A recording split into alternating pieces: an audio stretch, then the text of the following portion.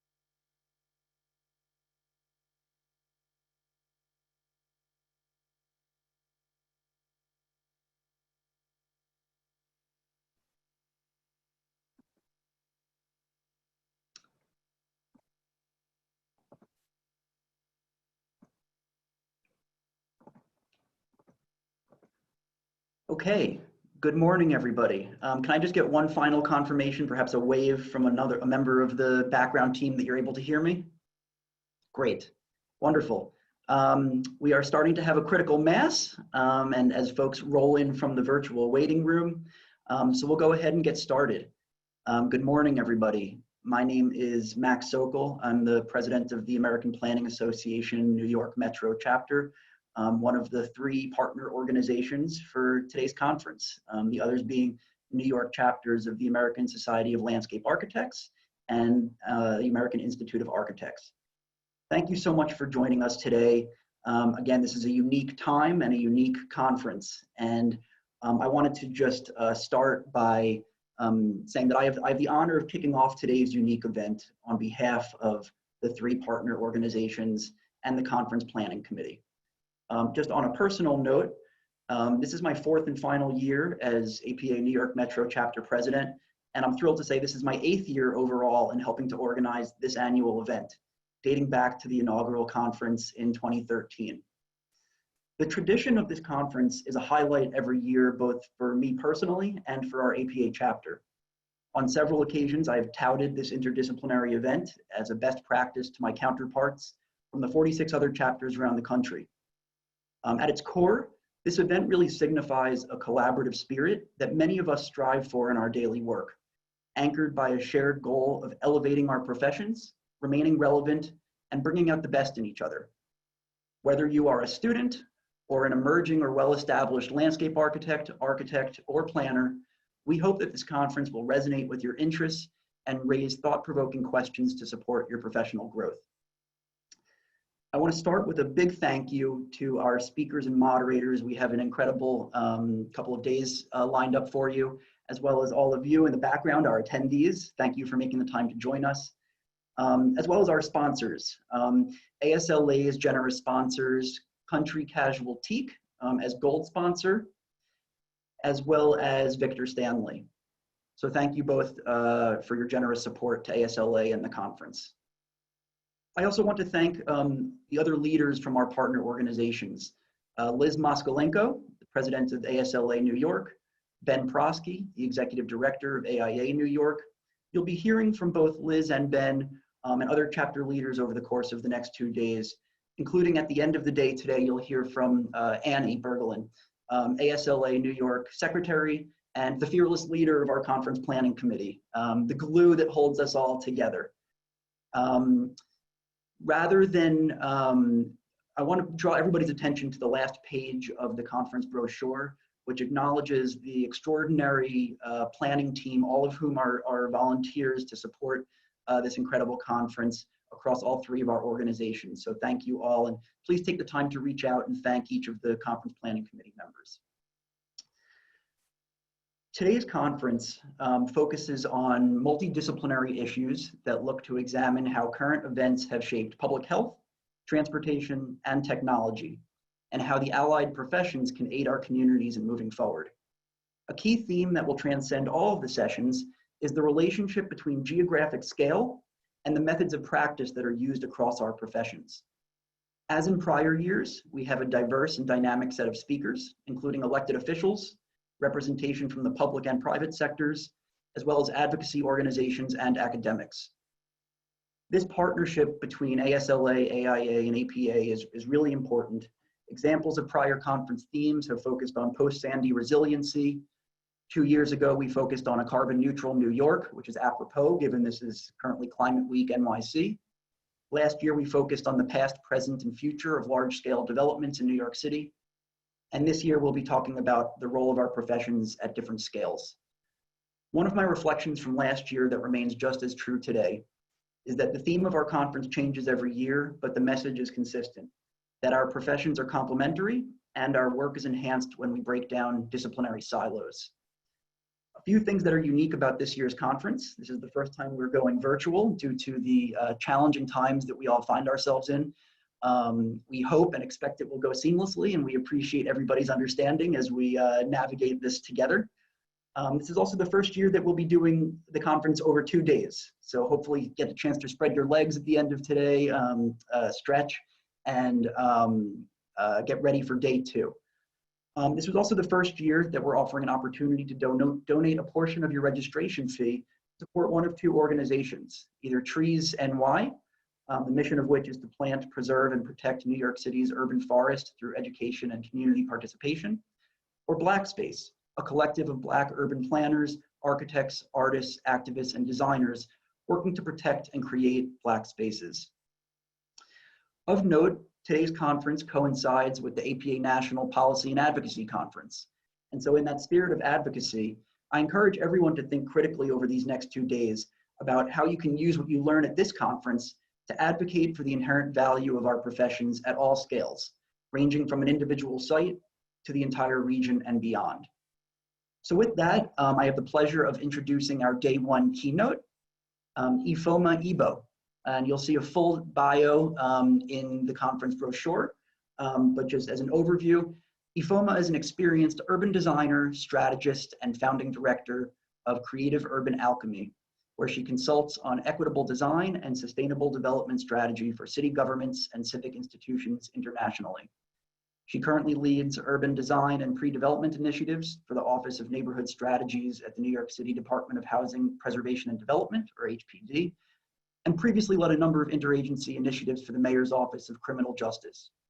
Efoma serves on multiple advisory boards, including the Black Space Urban Collective. She's a visiting critic and lecturer at multiple universities, and the diversity of Efoma's 20-year career emphasizes a commitment to social justice and design excellence, which are as important as ever. So please join me in welcoming Efoma as our day 1 keynote, and I hope we all have a great conference. Thanks so much. Thank you very much. Let me share my screen.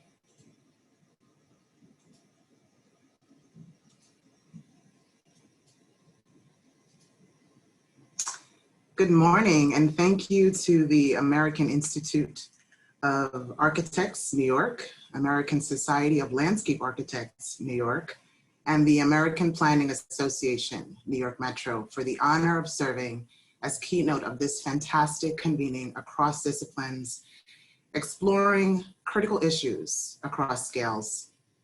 I hope that the message I present today inspires you and motivates you to not only think differently, but to operate differently.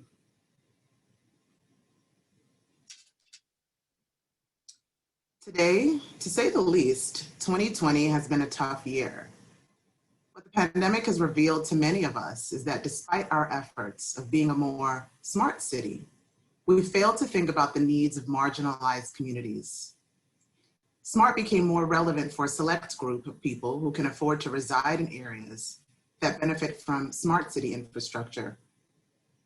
In addition to the exposure of inequities in the social, economic, and built environment, we are seeing the advent of a new form of discrimination known as digital redlining, which is the practice of creating and perpetuating inequities between already marginalized groups, specifically through the use of digital technologies, digital content, and the internet.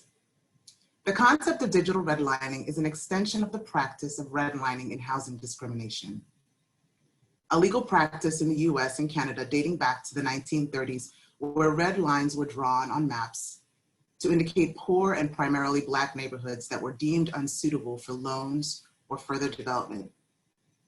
This created great economic disparities between neighborhoods that persist today. To the extent that we have not fully reckoned with this past, I question, how do we move forward? How do we go from a smart to a more thoughtful city? With this prompt, I intend to share a few case studies and tools that strive to address this very question. I want to start with an excerpt from this keynote speech by civil rights leader Whitney M. Young from the 1968 AIA Convention in Portland, Oregon. I return to this speech because for myself as a Black practitioner, architect, urban designer, urban planner, urbanist, these words remain as the benchmark for a continuing struggle for equity and justice in the built environment. More than 50 years later, as a global pandemic rips open a gaping wound in our social, economic, and physical environments, the words of Whitney M. Young remain hauntingly alive.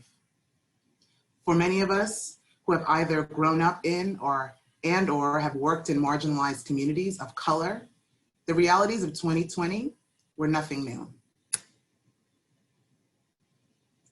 Over the years in my experiences working at diverse skills, I have gained some insight into the main ingredients of a more thoughtful city.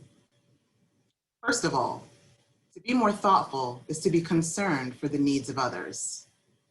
That centers equity as the hallmark of a more thoughtful city. Equity can be articulated in many ways in the built environment, and I will share some tools for that later. In order to achieve equity, one must understand community need, and that can only happen through an engaged process. But engagement alone does not arrive at a more equitable outcome. The voices and participation of those marginalized must be elevated and included in every phase: process, design, review, implementation, operation, and maintenance. We must be hyper aware of how we are addressing equity in every stage of our work if we are to move the needle on creating a more thoughtful city. Building trust in that process is also critical to ensuring that the outcome is imbibed with justice. Being more thoughtful in our process requires us to pause and operate with an abundance of care for those who have lived in a world that for them seemed careless. In defining justice, I turn to this framework by Seth Lowe, a professor of environmental psychology, who calls it the domains of justice. I've used this widely in my work when thinking about how to create a more just outcome. She starts with distributive justice, in which design excellence is upheld in communities that need it most. Secondly, procedural justice is ensuring that the process, planning, design, and operations is inclusive and incorporates diverse voices. Interactional justice in public space is the extent to which the design encourages people to feel wanted or is more spatially inviting. Representational justice refers to the incorporation of the culture and heritage of a community in the symbolism and character of design.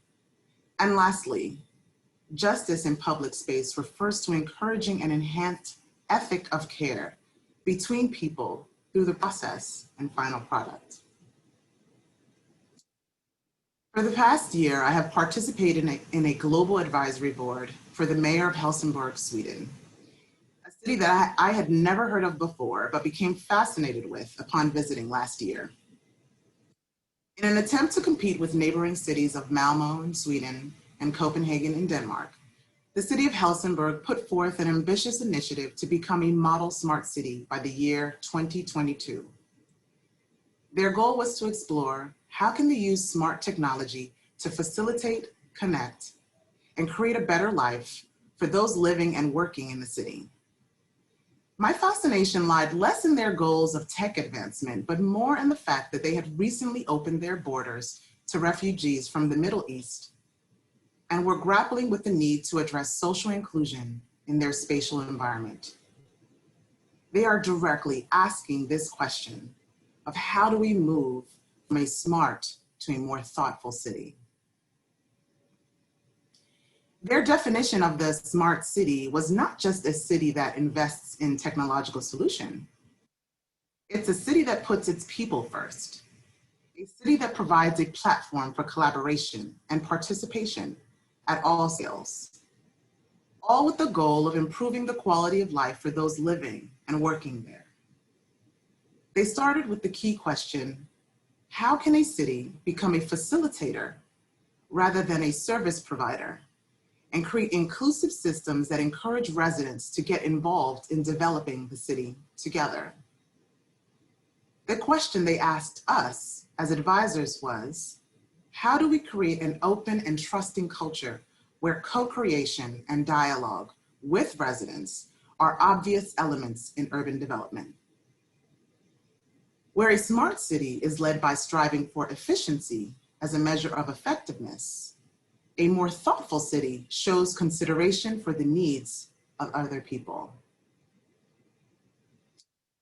In 2014, I was living and working in Cape Town, South Africa when it won the esteemed title of World Design Capital, a city promotion project by the International Council of Societies of Industrial Design to recognize and award accomplishments made by cities around the world in the field of design. With 2014 also marking the 20th anniversary of the ending of apartheid, it was a very exciting time to be a designer in Cape Town. In response to this designation, the city government incorporated design thinking into every facet of its governing structure. Community engaged design at all scales became the ultimate virtue. Cape Town is a beautiful city with an African soul and Western ideals, but despite its attempts to transform itself, it could not shake its own narrative of being an apartheid city. During the advent of the apartheid system, design and planning were used as tools to segregate people based on race and subjugate Black South Africans. Sound familiar? The city center with its beautiful open spaces and homes was reserved for whites, while 30 minutes away, the township communities were reserved for Blacks. You can see from this image that there were strong disparities in the built environment that persists today. I found myself with the opportunity to partner with a group of community leaders to develop a community plan that encouraged co-creation in design and development. Developing this plan forced us to reckon with the legacy of apartheid so that we did not repeat the strategies or intentions used to segregate and subjugate. The resulting plan and urban design framework incorporated best practice in sustainable design, quality open space, spatial integration, and economic development. Most importantly, we developed an approach to community planning and housing development that relied on incremental growth. Starting with stage 1 with their original shack, residents could get support from government in the form of microloans and training so that their home grew with their own personal capacity. We strive to be more thoughtful about how residents can partner with government and financial institutions to co-develop their community in a way that moved with the speed of trust and community capacity. Several years later, in New York City, I worked on a series of neighborhood studies and placemaking projects in 15 marginalized communities across the city as a part of the Mayor's Action Plan for Neighborhood Safety. What unites these communities is not only that there is a relatively high concentration of crime, but they are also grappling with high unemployment, overcrowded housing, concentrated poverty, and are some of the neighborhoods that were hardest hit by the pandemic. Through a legacy of institutional racism and marginalization, the people of these communities have experienced significant shocks and stresses to their social, economic, and physical environments. In partnership with local community-based organizations, we created and implemented a built environment community safety capacity building program to develop local leadership in using a design-based approach to community safety. Residents learned about community mapping as a form of storytelling and problem definition. They conducted space audits of their NYCHA campus to understand how dysfunction in their built environment creates opportunities for crime. They were also trained in community organizing, creative placemaking, and human-centered design. It was important for residents to contextualize their lived experience into the language of design in order to co-create more thoughtful strategies for transforming public space in their community. In this example, in Patterson Houses in the Bronx, the top image shows a fenced-in open space that is quite indicative of much of New York City public housing. If we know our public open spaces to be the places where community happens, where social bonds are formed, where positive memories are shared, then what does that say about a community with fenced-in open spaces? This community in particular was also grappling with mental health and substance abuse as a few of their underlying root causes of crime. The resident team decided to use this open space to create an opportunity for mental health support in the community. The image below I created as a representation of their ideals for the space as a multi-generational place for respite and togetherness, facilitating an ethic of care in the community. The implementation of this co-designed public space not only fostered an ethic of care, but activated new programs and partnerships in public space. Neighboring community-based organizations and representatives from local banks came together to support this resident team to make their dream a reality. And now this space is no longer associated with perceptions of exclusion. It has become a foundation for new forms of interaction and more thoughtful social engagement. The same goes for this local park in Brownsville, Brooklyn that was associated with poor perceptions of crime, drug use, and garbage dumping.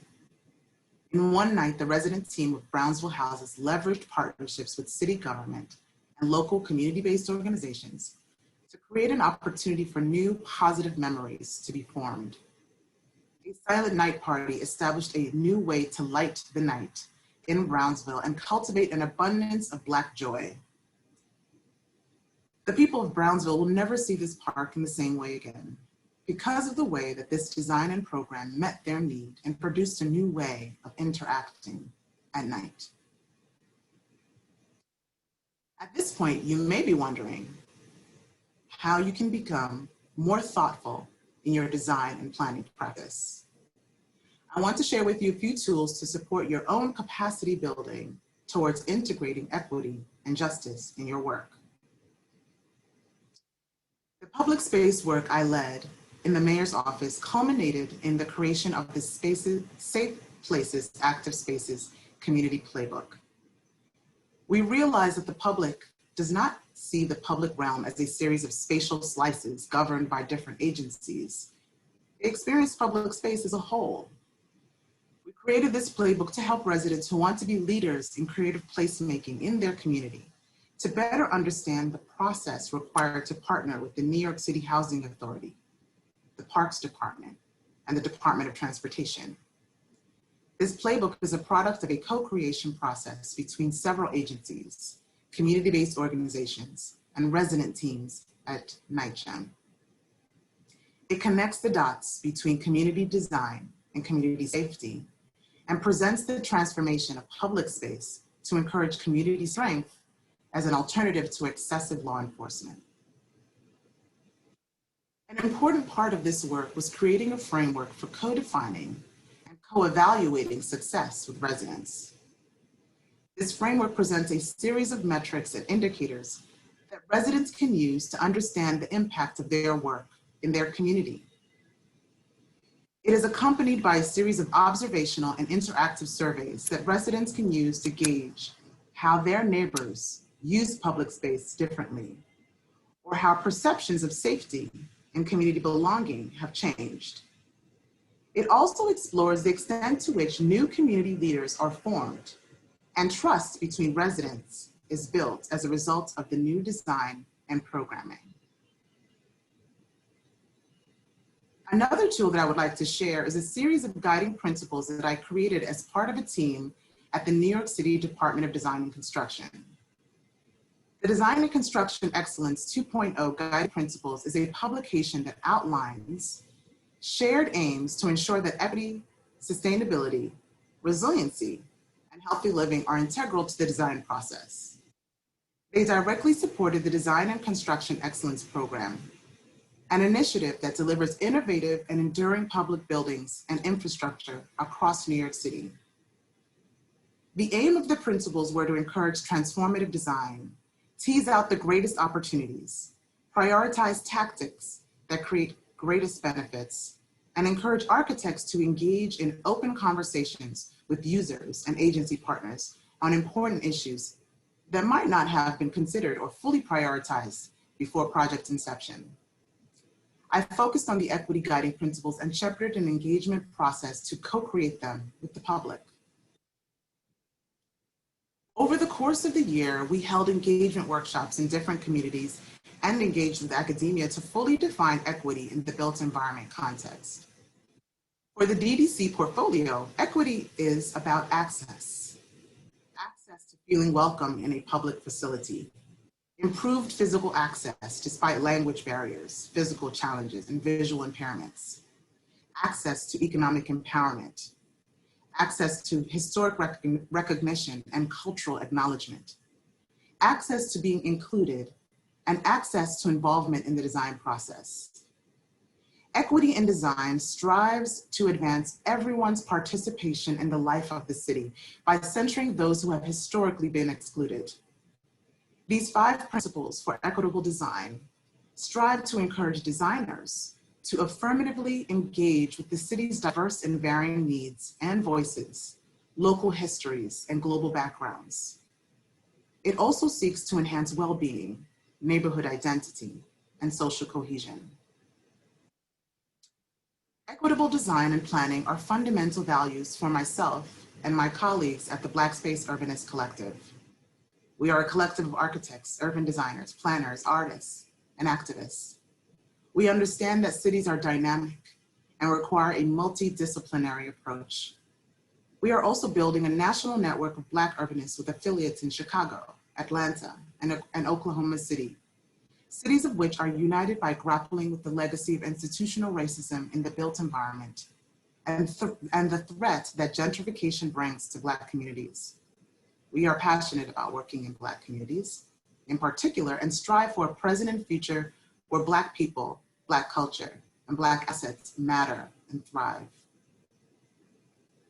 Over the course of a year, we co-developed the Black Space Manifesto, born out of a need to crystallize what was learned from collaborating with cultural producers in Brownsville, Brooklyn, a historically Black community that stands to benefit from increased public investment over the next decade. The manifesto is composed of 14 principles that support practitioners in creating more thoughtful built environment solutions in communities of color. It acknowledges that equity in design is not just about facilitating an engagement process, but it must create projects that transform a community's social, economic, and emotional environment. The principles also center culture, heritage, and communal evolution as an impetus for design and planning. They encourage practitioners to be observant for seeds of hope in a community and facilitate an environment that can cultivate a wealth of talent, treasure, excellence, and strength.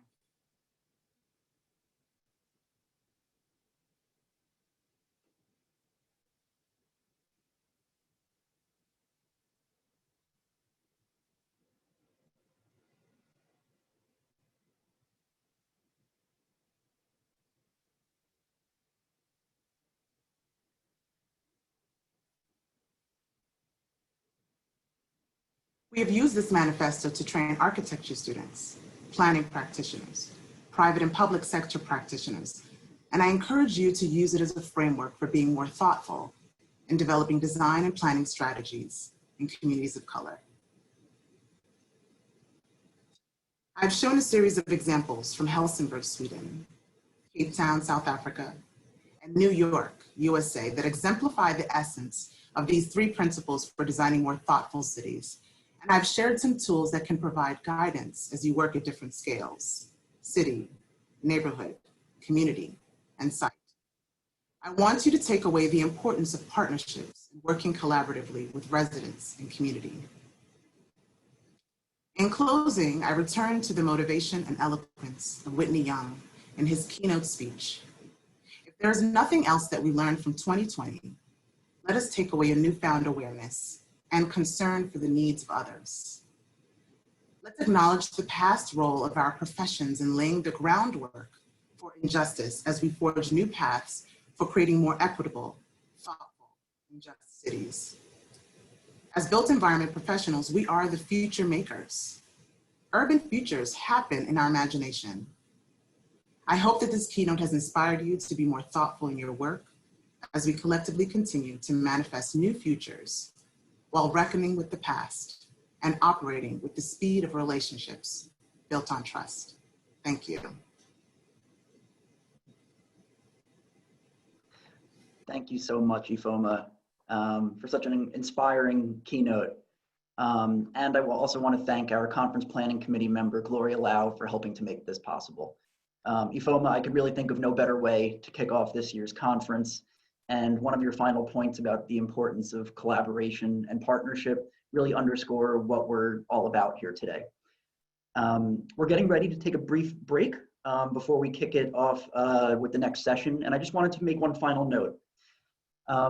When you hear from chapter leaders from ASLA and AIA over the course of the next 2 days, there will be opportunities to mark your calendars for other upcoming events, as we all remain busy and committed to providing value to our current and potential future members. So with that in mind, I just wanted to acknowledge 2 premier APA chapter events that are coming up in the next couple of months. The chapter's annual conference on October 15th and 16th, and the annual Hindsight Conference organized by our award-winning and nationally recognized diversity committee on November 12th and 13th, both of which will be virtual. Registration for both conferences is now open at nyplanning.org. So stay tuned for other updates from ASLA and AIA over the next couple of days. We're now going to take a brief break, and we will resume with session 1 on public health at 9:45 a.m. So we look forward to seeing you and continuing with the conference in a few minutes. Thanks again for joining us.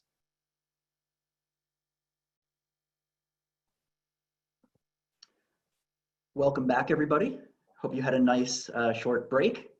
It's now my pleasure to introduce Suzanne Niedeber as the moderator for session 1 on public health, who will introduce the rest of the esteemed panel. Suzanne Niedeber is Partnerships Director at the Center for Active Design. She's currently spearheading a collaborative multi-sector effort to update New York City's influential active design guidelines. Connecting the latest public health research with on-the-ground practice, the Active Design Guidelines update will expand beyond the publication's original emphasis on physical activity to explore how the built environment can be leveraged to enhance mental health, social cohesion, equity, engagement, and more. Please join me in welcoming Suzanne to moderate this timely session on public health. Take it away, Suzanne. Thank you. All right, thank you so much, Max. Let me just share my screen. I have a few slides for us today. So I was so pleased to be asked to moderate this panel. And then I selfishly said, well, this is the best opportunity for me to not only moderate an amazing collection of panelists, but also to be able to reflect on New York City's kind of leadership role on public health issues, the moment we're in right now, and our aspirations for the future. I want to thank Efoma for setting us up so beautifully, for thinking about many of these issues around health equity and how we can be more thoughtful as practitioners in shaping a future where everyone in the city has a fair chance at a thriving and healthy life. So I do have other panelists joining me today, and I'm really excited to introduce them shortly. I'll let them introduce themselves because they'll do a much better job than me.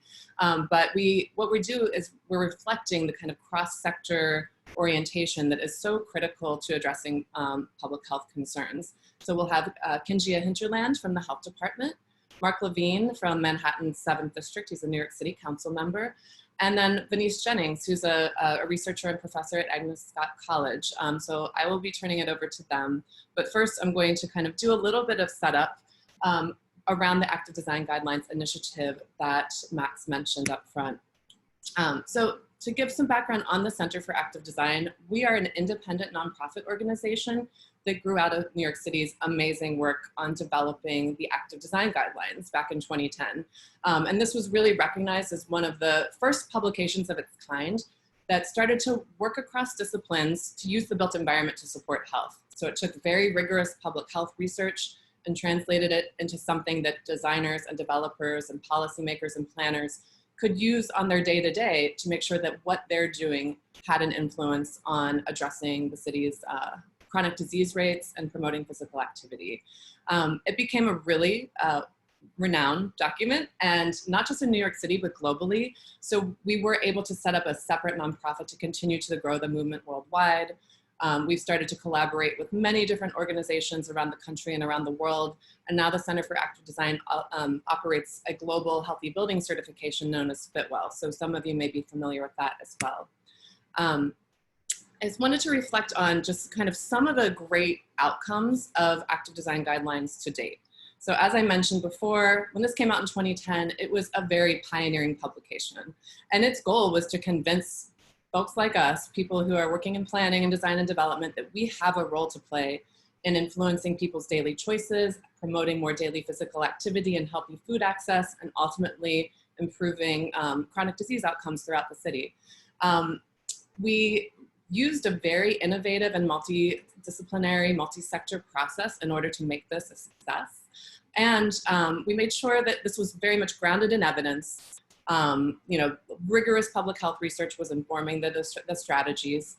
It was backed by an executive order. So now for those of you who work with agencies like DOT, DDC, you know that active design is something that is considered in many different projects. I know that HPD is also really reflecting on how to, there's a lot we can do to promote health on the day-to-day. And as I mentioned, there's global reach and influence. Now, this was very focused on physical activity, but a number of initiatives have grown out of it. So I think it's a really great thing for us to reflect on the scale of influence, right? So when we change the code, when we make stairs more accessible and visible, when we zone for more bicycle parking, when we update our standards for designing privately owned public spaces, this has an impact on a multitude of projects all around the city. We also know that there's some signature initiatives that have happened and emerged from this type of thinking that have been incredibly beneficial to our city, including kind of Vision Zero to reduce traffic fatalities, the FRESH program to increase access to healthier foods, schoolyards to playgrounds program in order to kind of make sure that public space is more widely accessible in every neighborhood around the city. So that's been a great success. About a year ago, we were chatting with the New York City Health Department, and they are actually spearheading this initiative for the city. Center for Active Design is able to support this continuously due to generous funding from the New York State Health Foundation. And it's actually worked out quite well because for those of you who are working with the health department, you know that they've been very much consumed by this year's COVID response. So it's been great that we've been able to sustain some momentum on this and work across many different agencies and with many different professional associations like those hosting this conference in order to really think about our vision for how we can update active design guidelines to be much more meaningful and responsive to new knowledge and the needs of today. So one thing we want to do is apply a much broader lens. We want to think well beyond physical activity to incorporate all other aspects of health. There has been a surge in research around the built environment and health over the last few years, and we want to make sure that gets incorporated. And much of that research is pointing to the fact that we need to look at health holistically, that physical outcomes, mental health outcomes, our social connections, all of these things intersect and can reinforce each other. And the more we can have this holistic lens for approaching our health outcomes, the better off we'll be as a city. And this is just an example. I pulled some key words from a recent WHO report, really looking at the impacts of the built environment on mental health and social cohesion. And what we see is that, we're thinking about indicators that are much more subtle and aspirational, and many of them are kind of aligned with some of the thoughtful cities notes that Efoma shared earlier today. How do we create a sense of belonging for every member of the city, every person that's living in New York City? How do we reduce health inequities and, improve quality of life and really show a sense of valuing diversity and promoting civic trust in every neighborhood in the city? And the built environment does have a role to play, and it's really exciting that research is pointing us in that direction. So right now, the proposal that we're working under is that, we're going to get much more holistic in our research, in our engagement, and really think critically about how to expand what the active design guidelines can be. And I will say that the work we've done so far, equity is coming out as just the #1 thing that needs to be underpinning every single health outcome, every single built environment intervention that we're talking about. We also are excited to say that, we're going to have an urban design chapter and a building design chapter that will build on existing content and really evolve from what we've published in 2010. But community engagement has come out as such an essential component to fostering more positive mental health outcomes and social connections. And we're thrilled to say that there will be a whole chapter devoted to this. An important thing to remember is that in no way, oh no, it looks, oh, I'm sorry. I just got a text that you're only seeing my first slide. So apologies for that. Stop share. I had this beautiful deck for you and I wasn't able to see it. Okay, so let me try again. Let's see. I'll share the screen. All right, and then does anybody see emerging research areas? You know what, I'm gonna stop share. I'll just keep talking if that's okay. Because I don't think the slides are like absolutely necessary. So what I'll also share is that, yeah, so where was I? I got a little bit lost, apologies for that. So community engagement is going to be a really dominant part of this work. We also want to make sure we're aligned with current city initiatives and spotlighting the great work that is actually happening. So we don't need to reinvent the wheel. We know that publications like the Safe Places, Active Spaces document that Efoma talked about will in fact be something that we want to push people towards. And our job with the active design guidelines is to really connect people to those resources that are so important for influencing health across the city. Emerging research areas, a few things that will be highlighted, I think, by some of our panelists are the importance of enhancing connections to nature throughout the city, preserving and celebrating community identity, enhancing perceptions of safety, and really creating very inclusive spaces. And those have also come out in preliminary conversations with stakeholders as well. So it's a very exciting moment for New York City to continue to have its influence on not just the active design guidelines, but kind of global, this is, all eyes are on us and they're looking to see where the city is going to go in terms of promoting public health in a much more holistic and equitable fashion. And this is a really great opportunity to get other folks involved. So one thing that we'll do after this session is I've been in contact with leaders at all of the professional associations that have organized today's conference. And we will make sure that when we release a call for projects, we really want to make sure we're illustrating the active design guidelines with very compelling material and examples that are making a difference and highlighting your work as well. So we'll be releasing a call for projects in a couple of weeks, and we'll ask the conference host to disseminate that as well. Cool. So with that, I want to go ahead and pass it over to Kinjia from the health department and have her kind of give some background on her work in terms of data and communications. And it's obviously an incredibly essential component of how we're understanding health outcomes and also looking at health inequities in the city.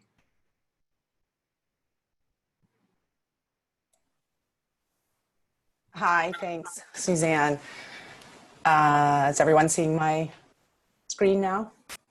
I'm going to share my screen.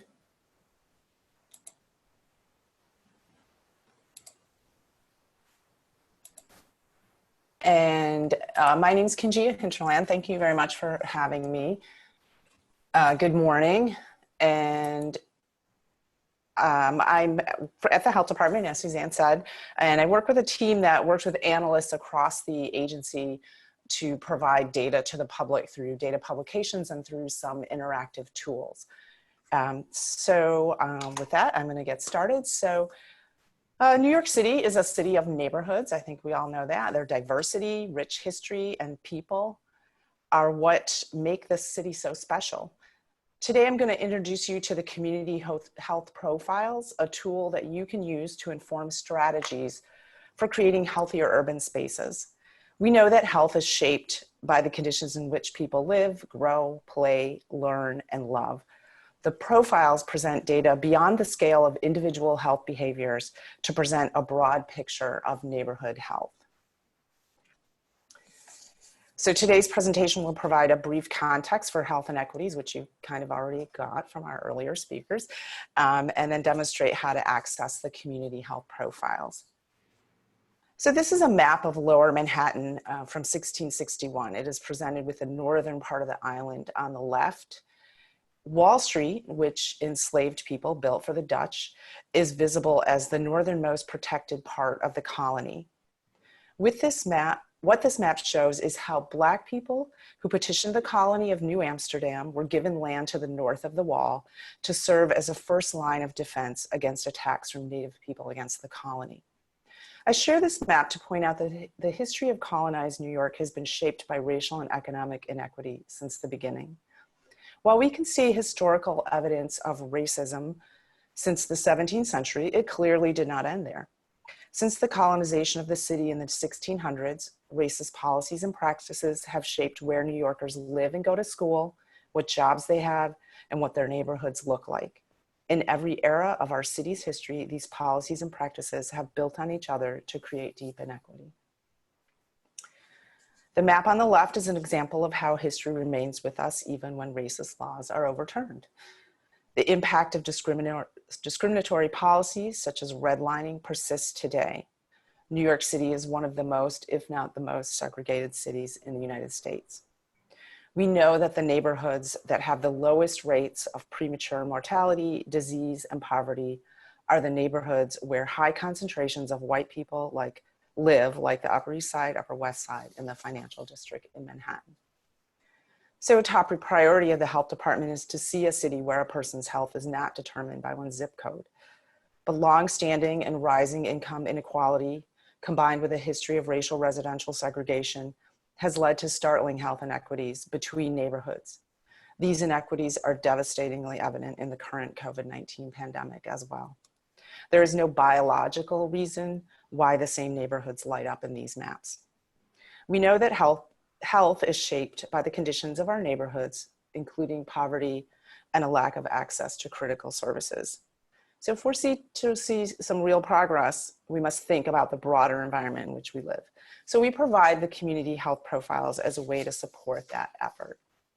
So before I jump into the profiles, I just want to make a note about neighborhood scales in New York City. Neighborhoods are essentially informally defined areas, but they can be measured in multiple ways, including census tracts, zip codes, neighborhood tabulation areas, United Hospital Fund neighborhoods, and more. So for the community health profiles, we use community districts. The choice to provide data at this level is intentional. Community districts and their community boards represent the most local level of government. We provide this information to support advocates, planners, policymakers, and others to consider health in all programs and policies. So each section of the community health profiles includes measures that broadly describe the health of a community, from basic demographic information to information on key health behaviors, as well as data on key health outcomes such as diabetes and premature mortality or death before the age of 65. But you will also find measures like elementary school absenteeism and incarceration rates, which also shape the health of our communities. So just to orient you to the profiles, the following color scheme is used across the profiles. Dark blue represents the community district of interest. So here it's shown as Mott Haven and Melrose in the Bronx. The light blue represents the average of the borough in which the community district is located. The rust color represents the overall New York City average, and green represents the community district with the most favorable outcome in New York City. In this example, the financial district in Manhattan. So sometimes the most favorable is the highest rate, for example, for physical activity. And sometimes this is the lowest rate, for example, infant mortality. So the health department has periodically produced community profiles for about 20 years as hard copy or PDF reports, most recently at the end of 2018. At the end of last year, we transitioned to an interactive application, which you can get through directly through the links shown here. And I'll also just note that I have here the our email if you ever have any follow-up questions, profiles@health.nyc.gov. So I'm going to jump over to the actual website and show you our application, give you a little tour. So the profiles you can get to, this is the health department's homepage through this data tab. There's links here to multiple data sources or tools and publications. So there's a link here. And I also already have the page open here. So this is the landing page for the Community Health Profiles tool. The first step, let's see, maybe this one loaded faster. Computer problems. So the first step is to choose a community that you're going to focus on. Kenji, I think that I just want to alert you because I know when you're presenting, you can't see the chat. When you to your website, we lost the screen. So you might need to stop and reshare screens. Okay, thank you.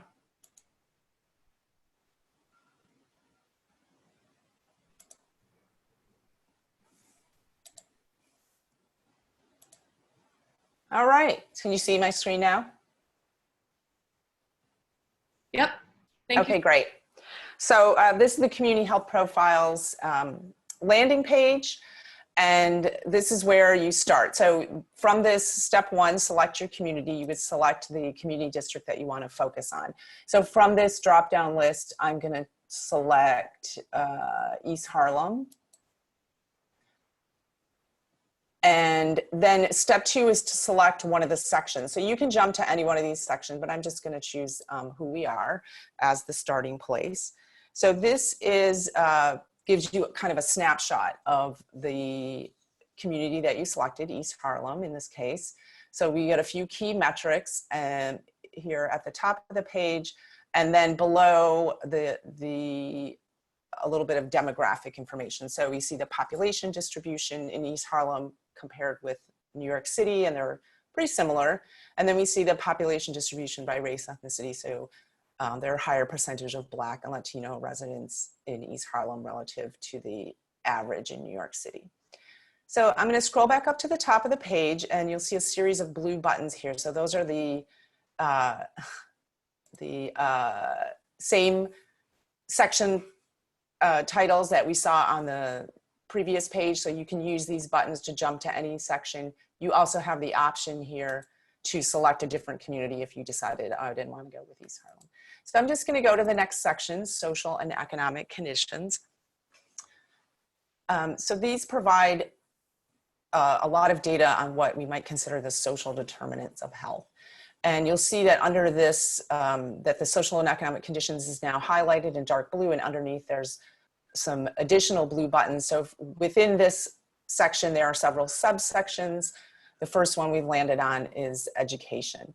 I'll also note that there are several additional drop-down menus up here at the top. So in addition to the community we selected, East Harlem, we could add a second community for comparison or to expand the area that you're looking at. So I'm going to add Upper East Side here, which is adjacent to East Harlem in Manhattan. And then the third drop down allows us to toggle on the most favorable rate that I mentioned earlier when I was orienting you to the color scheme of the profile. So you can see here on this figure on-time high school graduation here in the lower right, that those selections I made in the drop-down menus have now been added to this figure. So we see the second community we selected, Upper East Side, in this kind of gray or taupe color, and then a financial district in green is the most favorable. And as you can see, the on-time high school graduation percentage is significantly higher in the financial district compared with East Harlem. And education, of course, is a really important element of health. So down at the bottom of the page, we have another metric, highest level of education achieved, and it gives you a slightly different visualization here. So I'm gonna just skip over to one more section, the housing and neighborhood conditions, and just show you a little bit of information there. So again, we have several subsections. There's one called housing quality that I'm gonna select here. And poorly maintained housing is really associated with poor health outcomes, especially respiratory illnesses like asthma. So this shows the percentage of renter-occupied homes that have no maintenance defects. And it's about 42% in East Harlem compared with 64% in the Upper East Side, just right adjacent to East Harlem. And then the highest percent of renter-occupied homes with no maintenance defects is in Totenville and Great Hills in Staten Island. So I don't have time to go through all of the information here. As you can see, there are several more sections that have health outcomes and health behaviors and access to healthcare measures. I encourage you to go to the community health profiles and check out what's there. I'll just make one more note, which is at the bottom of each page, you'll find these two buttons here in the lower right. This button with the kind of little triangular symbol, you can generate a deep link to the page that you're looking at and share that with another user and say like, hey, I was looking at this report, check it out. This print button you can use to either print a PDF of the page that you're at, the view, or you can select from this drop-down menu specific sheets from this workbook and then select them all, and that would create a PDF of that, the whole report, all the measures that you could hold on to or share with someone. So with that, I will end, and thank you very much for your time. Thank you so much, Kenjia. I think that's so helpful to get this bird's eye view of how the city is capturing health data at so many different levels, right? All around the city. And it's something that for us as practitioners, any project you're working on, that, you know, that first dive into health information can be incredibly essential for informing conversations with community members and really building upon an understanding of health priorities from there. So with that, I'm very thrilled to pass the mic to Mark Levine. And he is going to talk about a little bit about his work as a council member representing Manhattan 7th District, and tell us a little bit about the neighborhood scale and what it means to work at that level and incorporate public health priorities. Thank you so much, Suzanne. I'm not able to open my camera. Can you just enable that? Perhaps someone on the back end can do that for you. Otherwise, we'll just... I'm happy to start talking. Yeah, just no problem. And here we go, start video. Okay. There we go. Good morning, everybody. And I'm just so honored to be part of this discussion. Thank you, Suzanne. And thanks to all of you, the designers out there, the architects, the landscape architects, the planners. I really believe that we need you more than ever right now to get through this immediate crisis and to build back the city in a way that's healthier and more equitable. And I'm gonna talk about all the ways that the built environment has just been critical at the neighborhood level during this pandemic. I want to thank Kenjia for that presentation. I have been a user of your data for many years. My office goes to look up our local community board data all the time. And while I am very free to criticize local government when warranted, I do really believe we have the best big city health department in the world. And that's made all the difference in this crisis. So I want to talk about how this pandemic's playing out in my district and some of the local place-based solutions that the city is implementing right now. I am chair of the City Council Health Committee, and I also represent the 7th District in Northern Manhattan, which is covering the neighborhoods of West Harlem, of Washington Heights and part of the West Side. For those of you who know the landscape, it is 96th Street on the West Side up to 165th Street. This is a community which has endured a quite devastating blow in the last 6 months by any measure.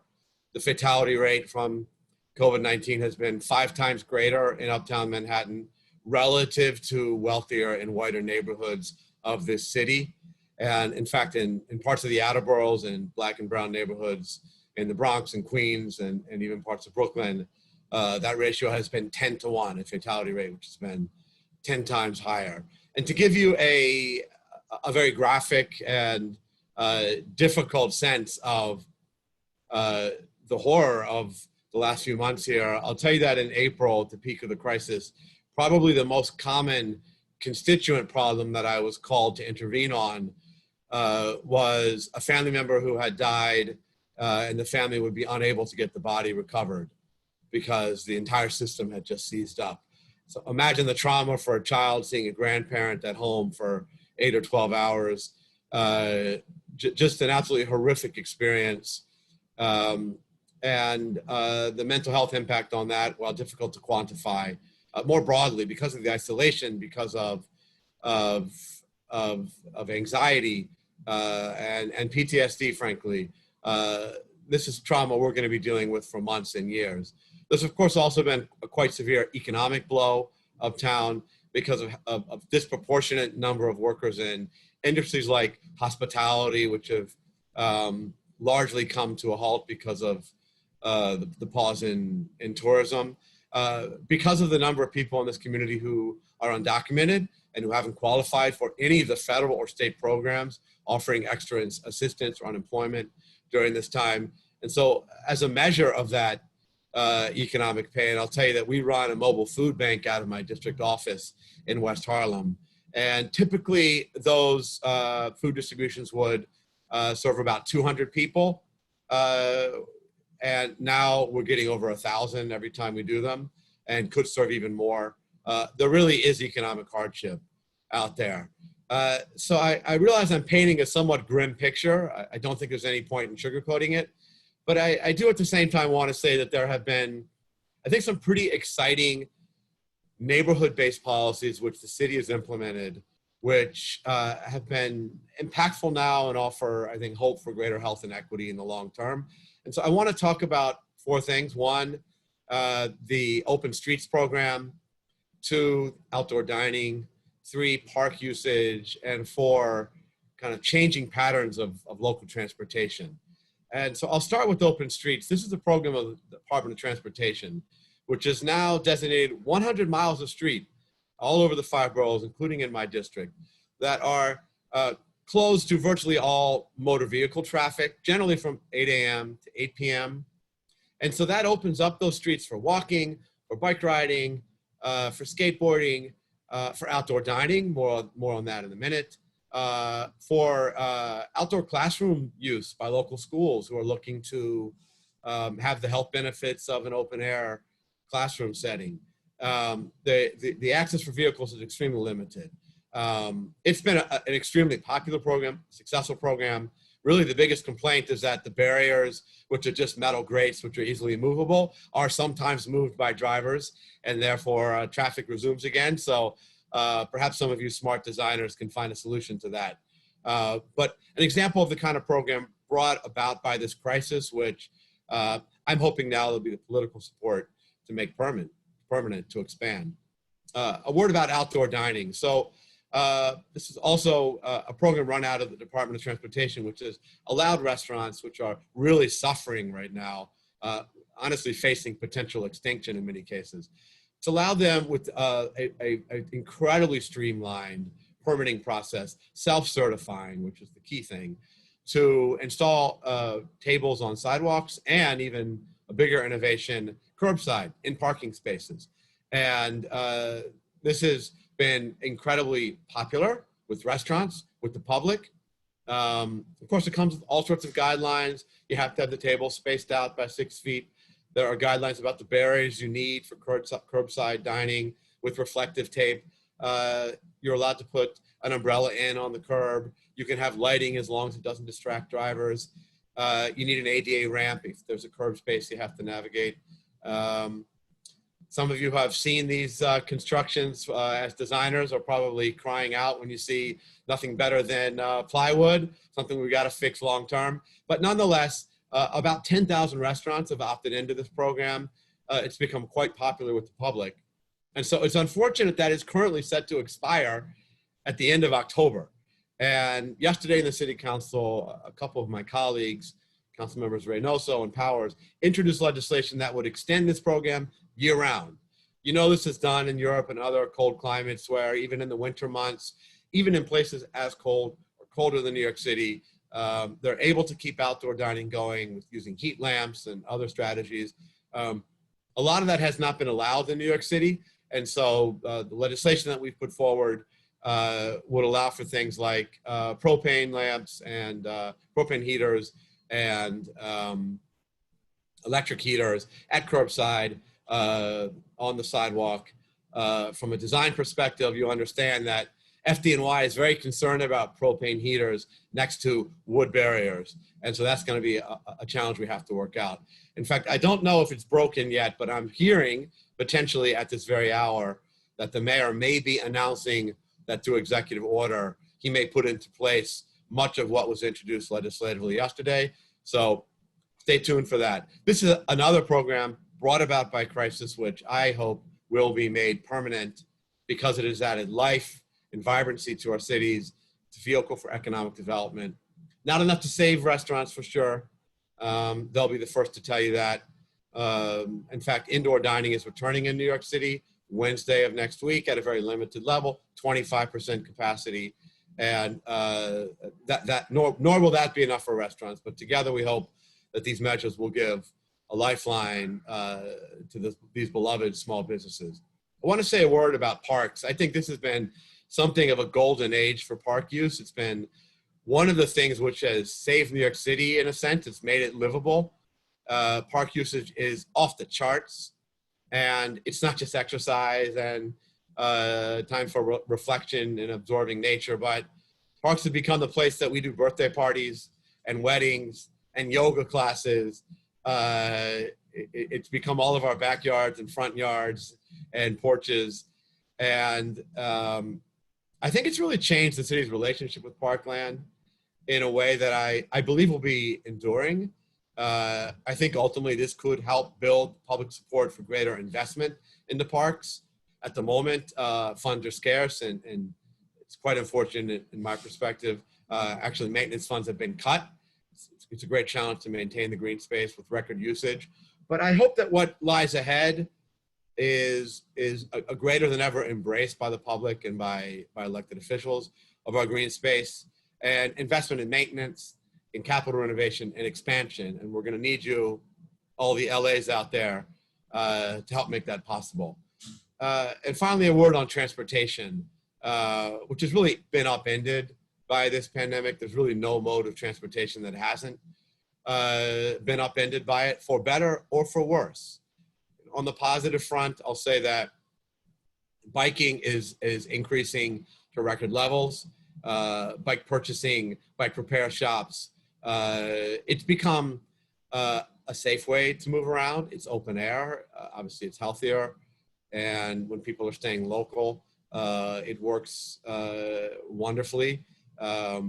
We're going to need to install more infrastructure to make that safe, more bike lanes, more protected bike lanes. But this has been a great development. Really, there's been an explosion of all kinds of micro mobility, from scooters to moped share. It's known as Revel here locally. There's been some controversy due to safety, but it seems like the city has discovered moped use, which is certainly more environmental than private cars. But there's been negative changes during this pandemic as well.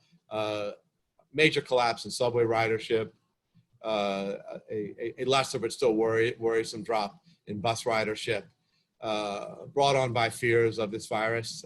Fears, frankly, which I believe are overblown. Not to say there aren't concerns, but I think the public's understanding of the risk on subways exceeds the actual risk, something we need to do better, be better at communicating.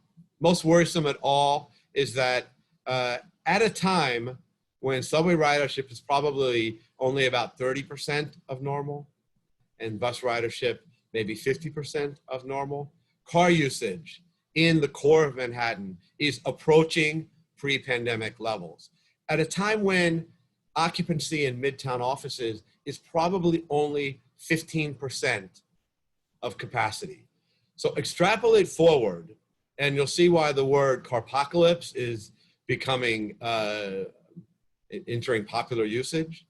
I'm frankly terrified at what this will mean for our streets. And so the time is now to put in measures to bring people out of private cars onto mass transit, buses and subways, onto bicycles and onto foot. And that's going to require changes in the built environment and policies at street level that I'm sure all of you are well aware of.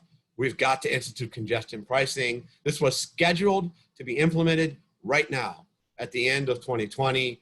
And due to, frankly, disgraceful obstruction by the Trump administration and practical obstacles presented by the pandemic, that has been put off, probably at best for a year, but honestly, the schedule is uncertain and that's extremely worrisome. But we've also got to re-examine street space in a way that rebalances in favor of pedestrians and bicyclists and people who are not in cars by making some of the changes I've already described permanent. So I've talked a lot about the kind of policies that are going to get us through this crisis. I actually hope many of them will become long-term. Every one of them is going to require the smart people that I'm speaking to now to be engaged in the future of Uptown Manhattan and all of the city. It's going to require us thinking at a hyper-local level, but I'm optimistic that out of this will emerge an unprecedented embrace of public space, of green space in a way that ultimately will make this a more healthy and equitable city. And I'm really excited to have that discussion with you today. Thank you very much. Fantastic. Thank you so much, Mark. That was amazing. I really love how you were able to ground us in, built environment concerns and how COVID-19 has really brought out things like transportation and park access, outdoor dining as being so crucial to how we're even functioning as a city. In addition to some of the practical issues that you mentioned that, we have to do this in order to survive, I would say that I just want to underscore that there's so much public health evidence that really making sure that we think of public space as critical health infrastructure is so important. We know it's absolutely impacting our physical health, our mental health, our social connections. Think about how isolated many people feel during the pandemic. So I just want to thank you for giving such a lovely kind of breakdown of some of the learnings over the last few months. Thank you, Suzanne. Appreciate it. And now I'm really excited to turn it over to Venice Jennings from Agnes Scott College. She is a researcher, a professor. The work she's doing is totally my cup of tea, really taking this exploration of how social equity, how green space, how kind of some of the tangible built environment work that's happening influences broader health equity goals. And I think the work that she's doing is so important for reflecting on our own individual projects and what are some of the strategies and tactics that we can use to make sure we're underscoring health in everything we do. So with Venice, I'd love to turn it over to you.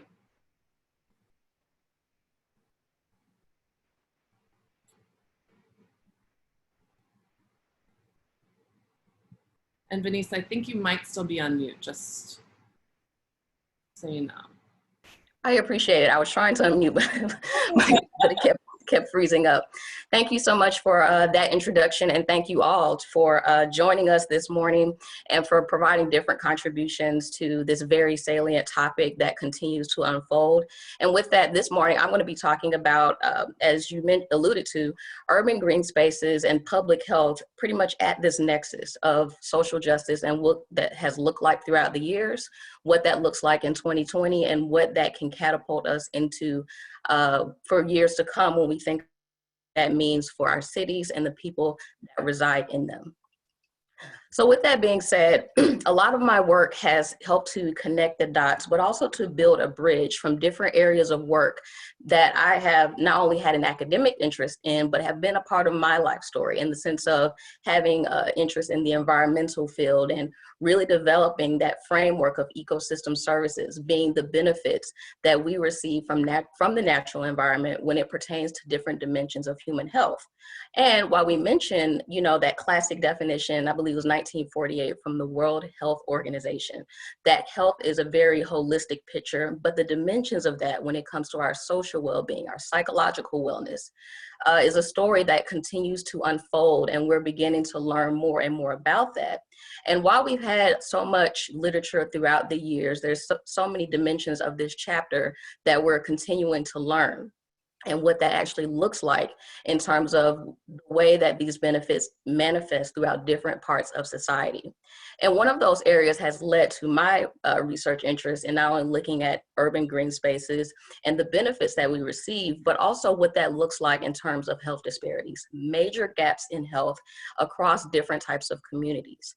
And it's really important to gauge those health disparities because that lets us know where there are differences in that baseline when it comes to optimal health and what needs to be supported, who needs to be supported in the process of actually positioning themselves to that vision of health equity, meaning that all people have the option to receive and achieve optimal health.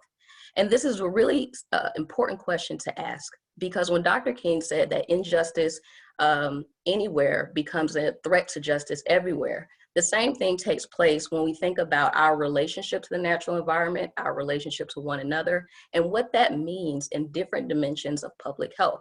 So in this particular publication, we looked at that and we found some reoccurring themes across different cities in the United States. And there were also some research in other cities around the world. But we found some reoccurring themes when it came to illnesses related to heat-related illnesses, cardiovascular outcomes, obesity, as well as psychological distress.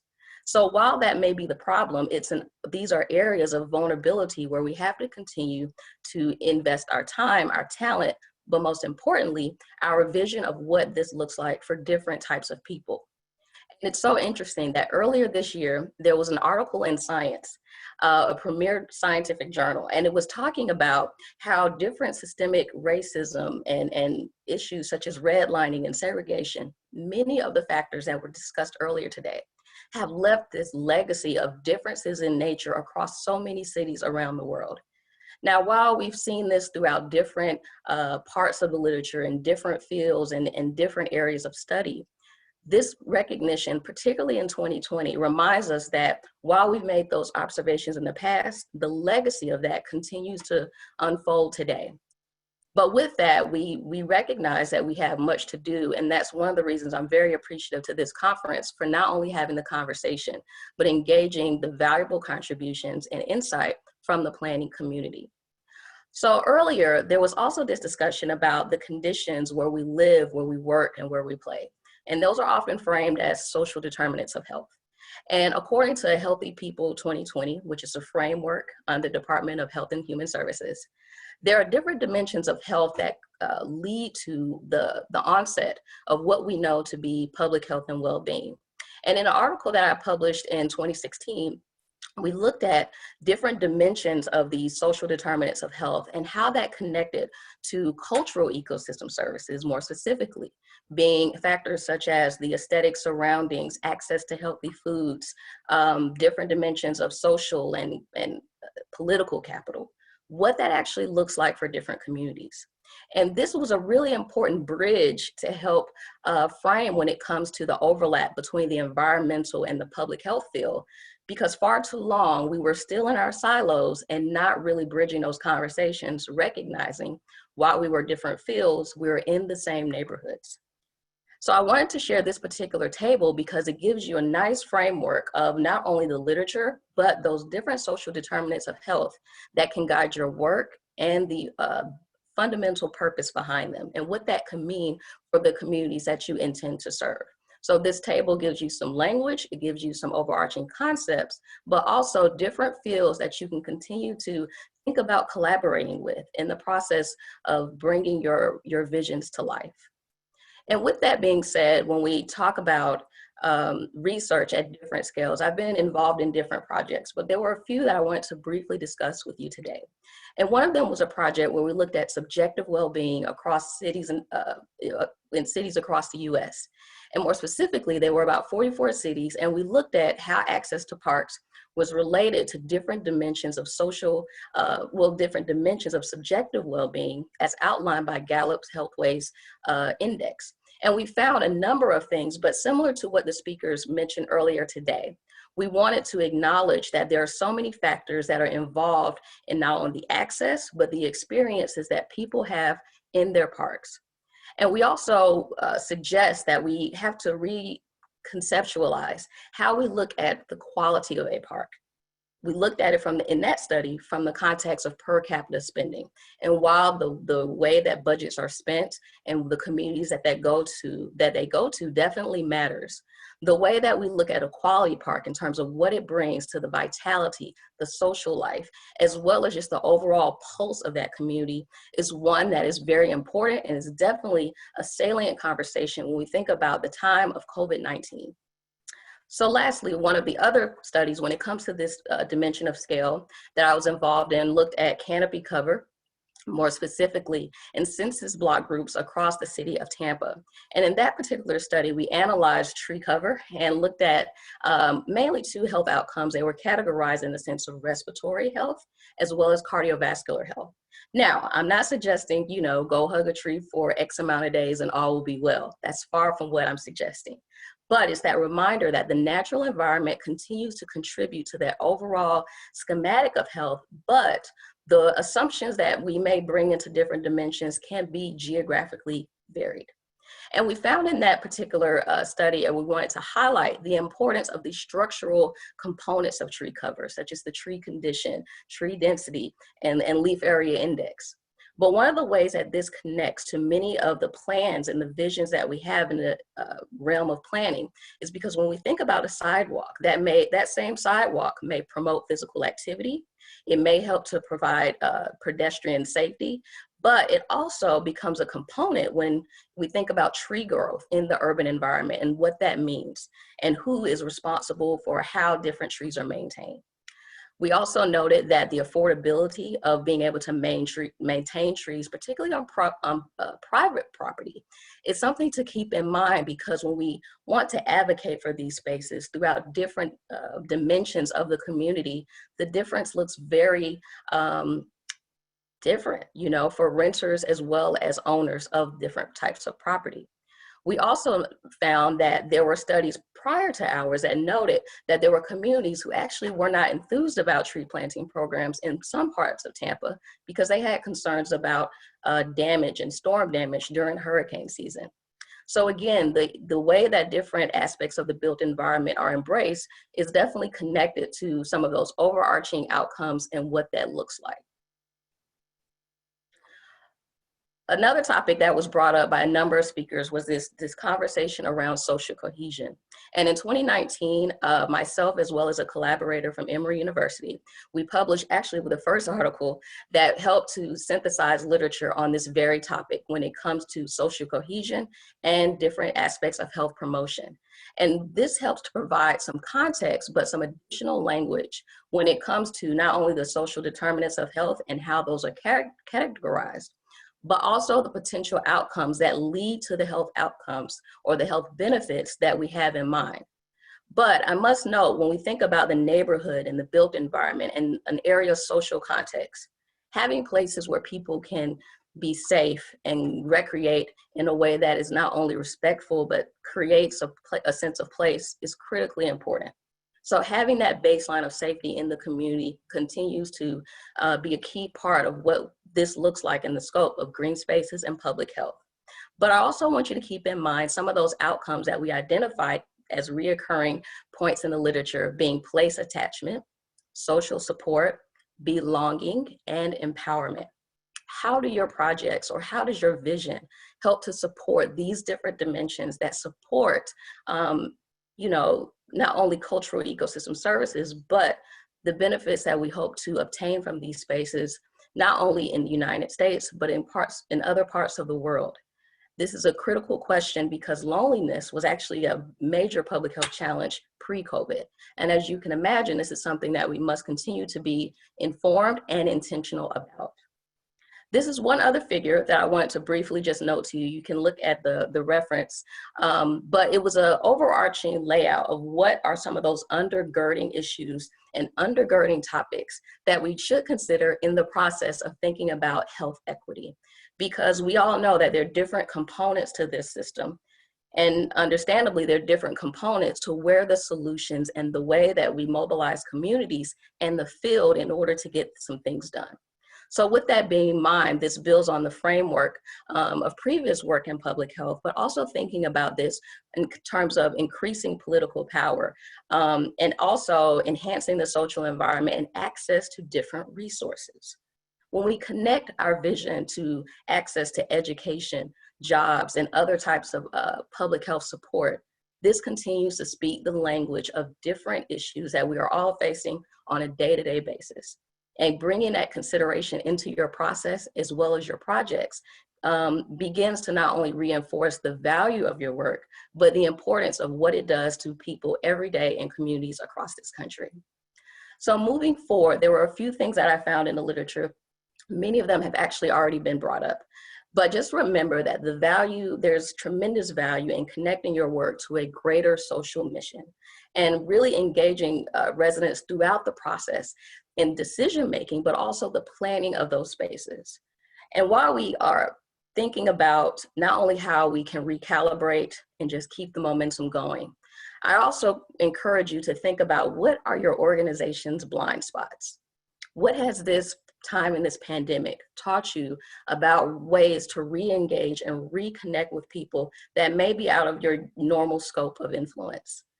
And this calls for us to remember the value of authentic engagement and collaborations with different institutions such as colleges, universities, and even high schools. There are so many people who are energized about this area of work and are looking for ways to continue to contribute. And when I think about different colleges, I'm a graduate of 2 historically Black colleges. A key part of their mission is to really think about the service in vulnerable communities and what that means, not only historically, but moving forward. So I encourage you to look at collaborations within those communities as well. And as a faculty member at the most innovative, we actually are ranked the most innovative liberal arts college in the nation, thinking about the value of educational experiences, not only academically, but personally, that inform what we have come to know to be the continuing story of education and what that means to not only bring a vision to life, but for it to be sustained in the communities that we all hold so dear. Because really, bringing and addressing equity is how we're going to actually bring the vision of sustainable development to life. And that's what we're all here for. So with that in mind, I wanted to also note a few observations that were actually published earlier, actually last year, in terms of moving beyond the framework of just green enough, but really making sure that we improve those collaborations and partnerships. Because again, there's a system that is framing our thinking, but we also have to make sure that it's a system that frames how we go about addressing a number of the issues and overarching ideas that we've discussed already today. And that can also include not only projects that talk to incoming residents, but long-term residents from different backgrounds, residents from different age groups, and what that looks like for meaningful engagement across different types of people. A few tools that I wanted to note that may be of interest to you includes the EcoHealth Relationship Browser. This is a tool from the EPA, and it gives you a nice overlay of how you can look at different health outcomes, potential ways in which that connects to urban ecosystem services, and actually connects you to different parts of the literature to help you guide that process in terms of making these connections and articulating them to the public health community. Alessandro Rigolon actually recently published a toolkit, if you will, on green without gentrification and strategies that different cities can use in terms of making sure that this consequence of displacement is not one that continues to plague our cities, because it's one that continues to come up, but one that we can definitely put and invest time and energy to resolve. And when it comes to different communities and how they're engaged with areas such as conservation, one of the tools that I'm familiar with is StuMap, and there actually is a group with the U.S. Forest Service that has done a StuMap for not only New York, but also different cities throughout the world to help provide social networks of people and organizations that can help the process of conservation around trees and other types of green spaces, but where they're located and what they're doing. Last but not least, I wanted to bring your attention to a few recent media articles that may be of interest to you, but they also build on this conversation of not only filling the green space gap. And I was featured in both of these, but they provide some different layering when it comes to not only filling the gap, but what that looks like for social justice, not only for what we've seen so far, but how we can really reposition ourselves and bring this vision, or Dr. King's vision, of the beloved community into practice, because it's one that we all deserve. And with that, when I think of Dr. King and his quote of education is not only intelligence, but also character.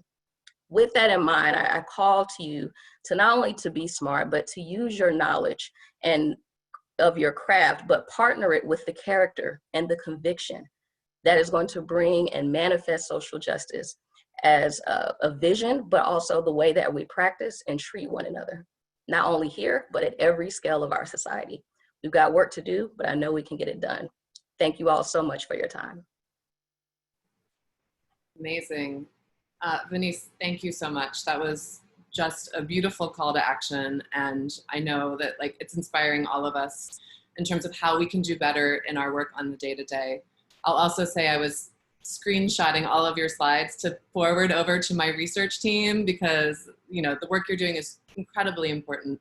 And I think it takes such sophistication to go from kind of the academic kind of data, really asking the right questions and doing the right type of a data analysis, and then translating that into something that is meaningful and inspirational. And it's definitely something that we're seeking to do here in New York at this session, and with active design guidelines and everyone today. So we have about a half an hour left. I want to ask all of our panelists in this session to go ahead and turn on your camera, and you can go ahead and unmute yourself if we talk over each other a little bit, no big deal. I also wanted to ask everybody who's participating in this conference today to feel free to submit your questions. I have a lot percolating in my head after hearing these presentations, but please don't be shy. We want to make sure that this is as interactive as possible, as useful for you and your practice. So on the bottom of your Zoom screen, you should see a Q&A, and that's the best place to put in questions for the panelists here. So this is where to begin. There's a lot going on, and I think that something that we echoed and Mark really emphasized was just the incredible impact that COVID-19 has had over the last, 8 months now? Time is very weird. It's flying by, and it also feels like 4 years. Our lives have changed completely, right? It's impacting every single aspect of our personal lives, our professional lives. It's been a really big deal. And I just wanted to reflect, because we can't stop thinking about the craziness of 2020. I wanted to think about how, highlighting and going back to some of the challenges and opportunities that Mark mentioned, but also kind of hearing from everyone. What are some of the innovations that we're seeing around, health in the built environment? And what are some of the learnings that you're seeing from your work around COVID-19 and health inequities? I know it's put everything into very high relief. Obviously, a lot of it'll take way more research. We don't even understand what's happening because we're living through it right now. But I just would love if there's any additional insights you wanted to share with folks about what we're witnessing in this very specific moment. Any silver linings, any particular challenges that we want to make sure that we hold that thread and continue to push and learn from. Anybody feel like going first? Maybe Kenji, it's been a little while since we heard from you. Do you want to jump in? Hi, thanks, Suzanne. Well, I think one thing that's kind of stood out to me is that the COVID-19 pandemic has brought attention again to conditions that have played a role in past outbreaks, such as tuberculosis and pandemic flu. So crowded housing conditions, poor ventilation, these are things that are contributing to disease spread within households. And you know, there's so many challenges to creating well-maintained, spacious housing in an urban environment for the population that we have, but it's just like a challenge that continues to need to be met to maintain good public health. But beyond that, I also think that, you know, we can look at neighborhoods, and it's definitely, to my eyes, more difficult to socially distance in some neighborhoods than in others. This can be like the width of streets, availability of park access, which, you know, has been spoken to already, the safety of those parks, availability and size of grocery stores, bodegas, pharmacies, and other essential businesses that people need. Those kind of are all playing a role, I think. Yeah, absolutely. Well, I'll say that we have learned a lot about the perils and pleasures of telecommuting.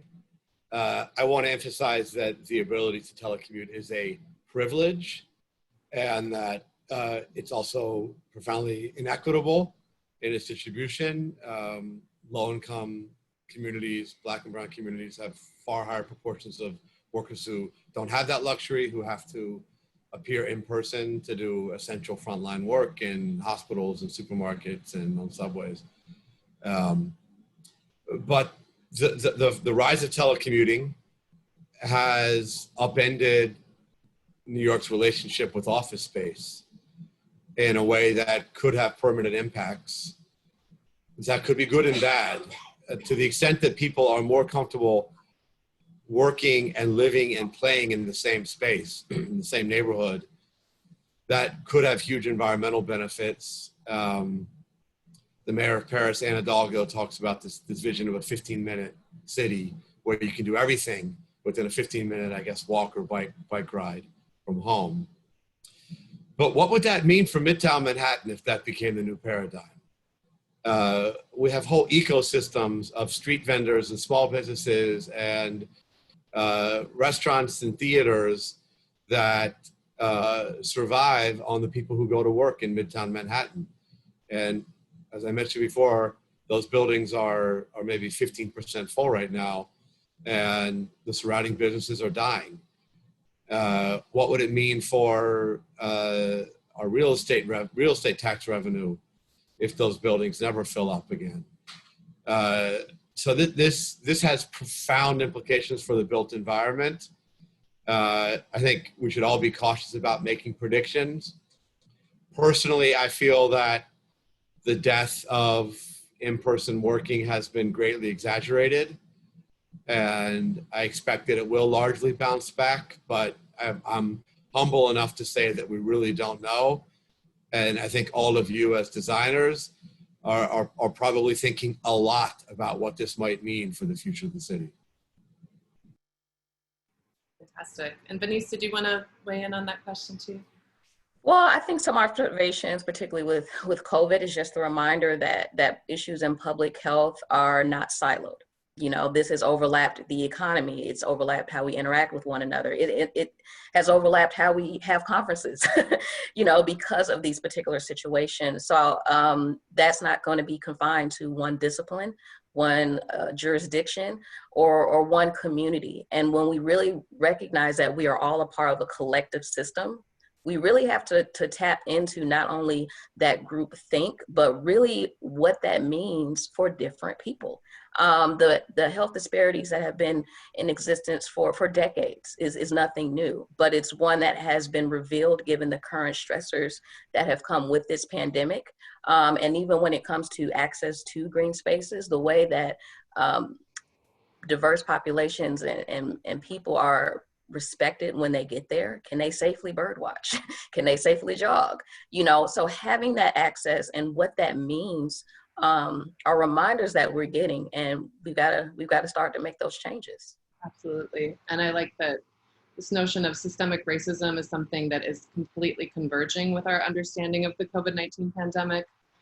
you know, the comment about who's an essential worker, who gets to stay home and telecommute versus, you know, what is the pay grade of somebody who has to be out like and interacting with people on a day-to-day. I think that these two things are intersecting, and it's really important that we like work together and strive collectively to address this very complex and tangled and multidisciplinary issue that we're all responsible for fixing.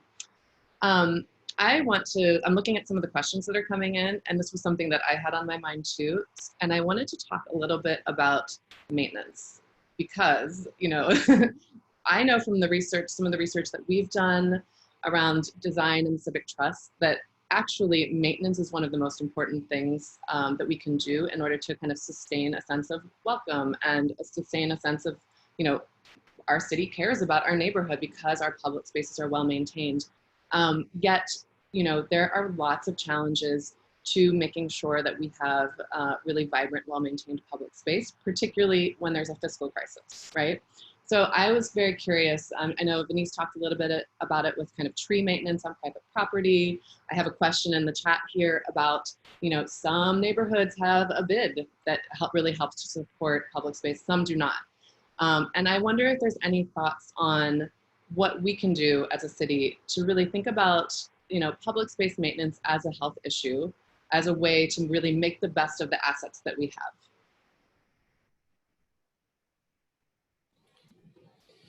So I'll jump in unless anyone else wants to first. Well, I'll just say that we have a two-tiered park system in New York City where there are about 15 or 20 parks which benefit from enormous private contributions because they have people in the surrounding neighborhoods who have the ability to contribute private money. And look, I celebrate and thank anybody who wants to give an hour of their time or $1 of their money to a park.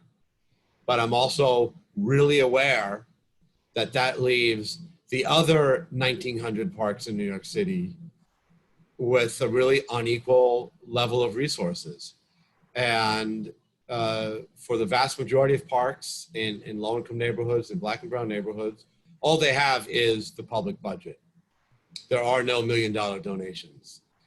And that's a public budget which has followed a consistent pattern of being cut really since the 70s, being cut when we're in a financial crisis, but not recovering when the finances turn around. So prior to the 70s financial crisis, we put about 1.5% of the city's budget to parks operations. And today we put about 0.58%. So it's about a third of what it was to our parks. And I'll remind you that parks constitute, I believe, 14% of the surface area of New York City. And for parks in wealthier neighborhoods, they've been insulated from that because they've had private money to come in as a buffer. But again, in poorer parts of the city, that hasn't been possible. I actually chaired the Parks Committee last term. I fought really hard to get more money into parks in low-income neighborhoods. We had some success, but now in the financial crisis, of course, again, in the budget, one of the first things to be cut in the last few months has been parks maintenance. So, you know, I think that we have to invest in the Parks Department. We have to invest in the public budget for maintenance. And if we're going to have to ask the wealthiest amongst us to pay more in the middle of a crisis to do that. I am quite comfortable asking wealthy New Yorkers to put more money on the table now to keep the city going and to keep public space going. This has to be a long-term investment for the good of health and for the good of equity in the city. Thank you. Denise or Kunji, do you want to jump in as well?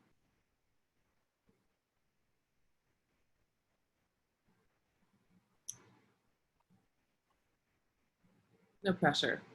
Denise? No, my mind keeps freezing sometimes.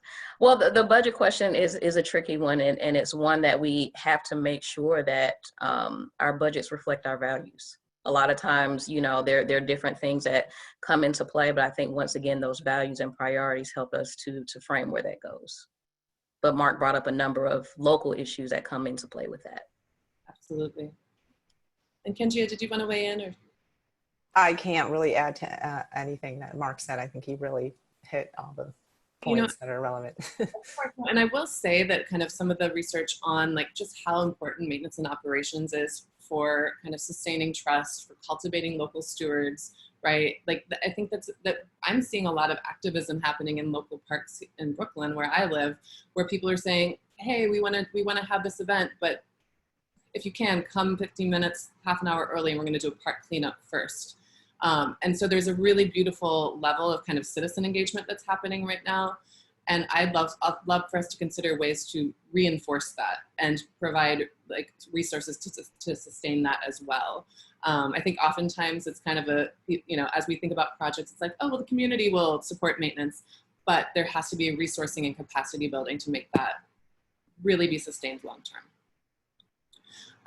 So I also have a question in the chat here, which I think is really important, and it intersects with kind of our COVID conversation, the digital divide and kind of digital redlining that Efoma mentioned at the top of her a keynote presentation. Engagement has changed dramatically, right? And we all know the importance of having a very meaningful, engaging process in our decision-making, right? To help people feel like this is something that they own, that a project is going to reflect their needs, their unique values of in their neighborhood. But everything is changing under our feet right now, in part because of the fact that, we can't really spend time together in person. And I'm really curious, and we had a question here about, we want to make sure that decisions that affect our neighborhoods are made democratically. What do we do right now? And what learnings could we carry forward in order to really make sure that we're getting people involved in conversation, starting to dismantle the digital divide, finding ways for people to actively participate in decision-making around design and development practices.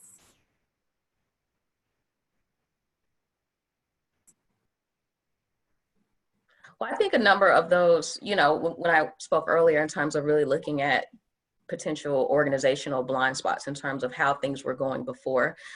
Granted, none of us could have imagined some of the things that have come forth this year, but one of the things that I've seen, particularly in groups throughout the Atlanta area, is having that established network of friends of like the parks groups or other community-led organizations that already had some type of momentum and connection outside of in-person contact before is what helped.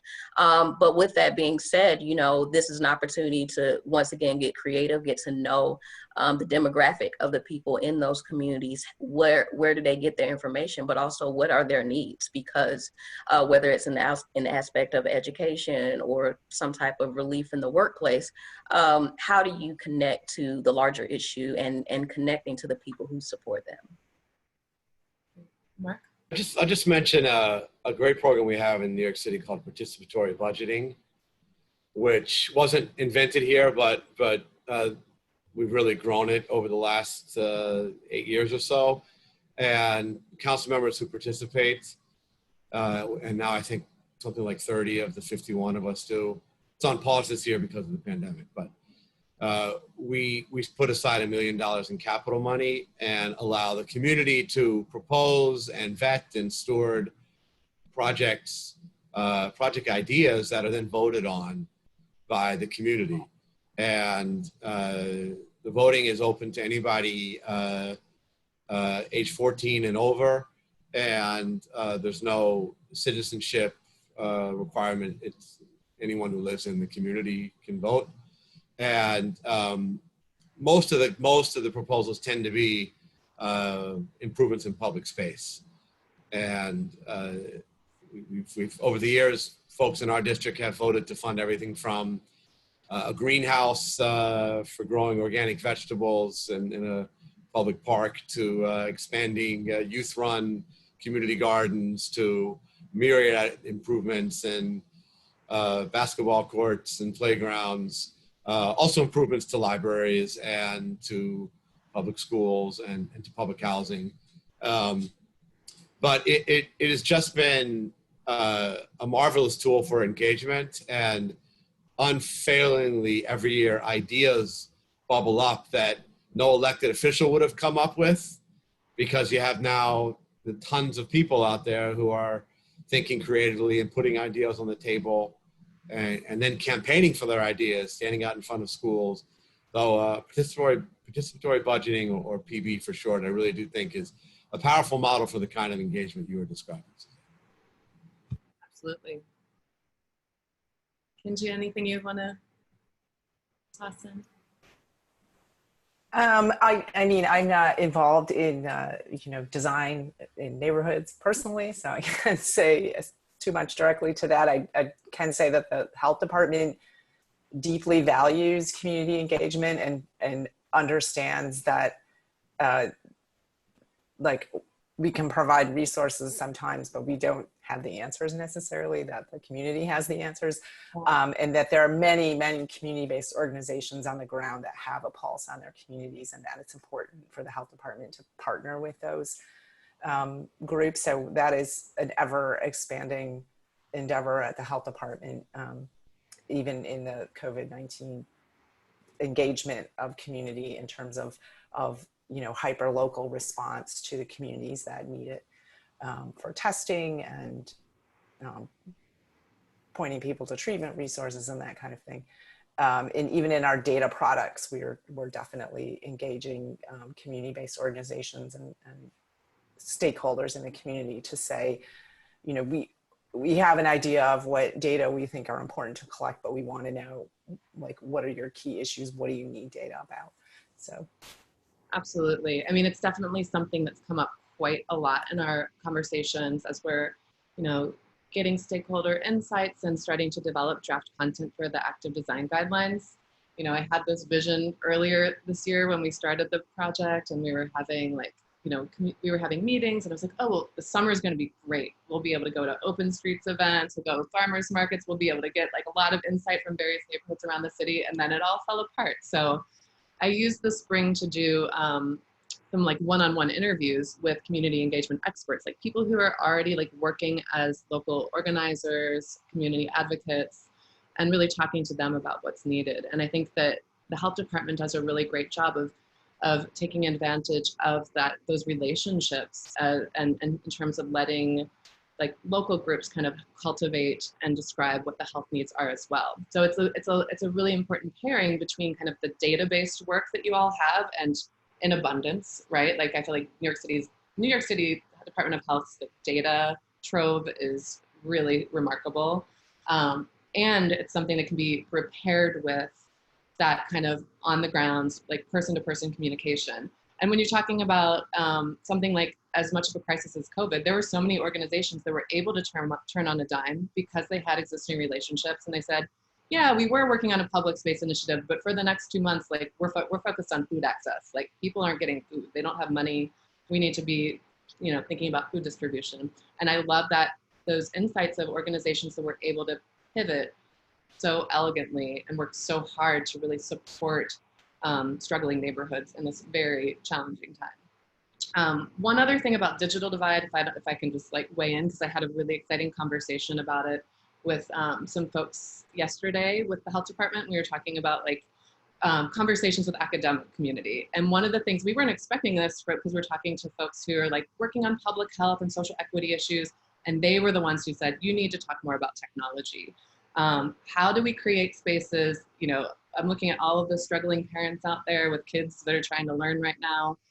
If you don't have reliable internet, like how do we actually think about creating public spaces outside of libraries, in our parks, that become like a welcoming place to have really great internet access? And I think that that's just one kind of like spark of an idea that I wanted to share here, because whether you're designing a library, a fire department, a plaza, a park, a sidewalk renovation, like thinking about the parklets that are happening for outdoor dining, I think that we can do a lot to help people be outside safely and comfortably and really feel welcomed, and expand access to Wi-Fi as much as we can. Okay, so I wanted to touch upon a couple of other questions that came up. And some of them are, I'm not sure if we'll always know the answers, but one that I think is really important is around the question of what can we do? And Mark, this might be kind of in your wheelhouse, at the city level, state level, to do a better job of advocating for and securing funding for public spaces and projects that really support health. What can we do to secure the funding for that? Yeah, like, do you need us to jump in and send some emails? Like what can we do better as a community to really elevate this as an issue, that we need to invest in public spaces and community assets and civic assets that are supportive of health. And we want to make sure that, you know, that city budgets and state budgets reflect those values. Absolutely. We need all of you to engage on this. Budgets are political fights, and there are large built-in constituencies for things like schools. Thank God. We support that. But to return to the example of participatory budgeting that I spoke about, it's hard to beat school projects in those votes because they have a very easy to activate parent base. Parks often don't have that. And, you know, I would even say that parks are getting outworked in advocacy by constituencies like libraries. Again, I love libraries. I'm proud the city funds libraries, but I think it's an instructive comparison. There are great groups in New York working to fix this. New Yorkers for Parks has made a lot of progress in the last couple of years, but there has to be more organizing work around this. And it's going to be tougher now during this period of recovery. I would argue more important now during this period of recovery. We're going to need all of you and the constituents you can reach to make noise about this and to engage in political organizing. I mean, honestly, every single person running for office in New York City, when every single office is up next year, needs to be forced to ask about their commitment to funding public space. There was actually a campaign back in 2001 called 1% for Parks, which asked candidates to commit to that. Remember, I told you we're only funding less than 0.6% today. So some version of that should happen again. So you guys get it. And you should be out there building the kind of coalitions to push for this. I want to apologize. I'm going to have to hop off in about a minute or so. I'm so sorry. I'm late for my 11 o'clock Zoom. It's endless. But if I don't have a chance to speak again, I want to say this has been an absolute pleasure. And I'm truly honored to be part of this conversation. Yeah, really appreciate those. And feel free to jump off. I think we were all a little bit confused about the timing of this presentation. I just learned that it was till 11:15, like a little beforehand. So thank you, Mark. Thank you, everybody. Really appreciate your insights today. Denise or Kinjia, do you want to hop in on that question? I'm happy to pull a different one too from the grab bag. Okay, cool. So this is one that might be, some of it is knowledge-based, but it might be, and I don't know if I have the answer to it, but we might be able to kind of use this to reflect on decision-making process in terms of how to allocate resources. So someone, I think this is a anonymous attendee, so I don't know who shared it, but do we know what percentage of open streets were in primarily low income and people of color communities? So thinking about the fact that there is such a discrepancy in access to open space, and maybe someone else who's on the call could weigh in on this if you happen to know more about the decision-making process for placement of open streets. But I also want to talk more generally about how do we use data, mapping, et cetera, to ensure that we are kind of creating new innovations and resources in those neighborhoods that need it most. This person who wrote the question said, you know, like in my neighborhood in the north side of Williamsburg, we have an open street that's literally 2 blocks from the waterfront, you know, and near other bike lanes and things like that. How can we be more mindful about distribution of initiatives and resources at the city scale? And how can we make sure that the kind of rollout of such efforts are really responsive to the unique needs of folks in the neighborhoods? Well, I think from the point of principle, it goes back to, those dimensions of justice that, are reflective in the field of environmental justice. And they were also spoke about earlier this year in terms of not only the distribution, but how people are engaged in the procedural process and the intersectional, manifestation of this project in the community, so that it's not only the process toward the end of a project, but having that conversation from the onset and having that conversation of what this looks like for the community now, but also for that community long term, with the residents being able to stay. So when it comes to different aspects of that process, I think of those tiers of dimensions of justice. Absolutely. Kenji, any thought on how we could use data more effectively? Like public health data, because there's so much of it, and I really appreciate your orientation to the actual community health profile site, because I think for some folks it can be intimidating to like even start to dig in, and you did an amazing like rapid fire tutorial for us, which I love. I'm curious if you have any examples or thoughts on how we can use that data to its best advantage, and what are opportunities to supplement it to make our public space and development projects much more effective and responsive to community needs? Oh, I don't know. I think it really depends on,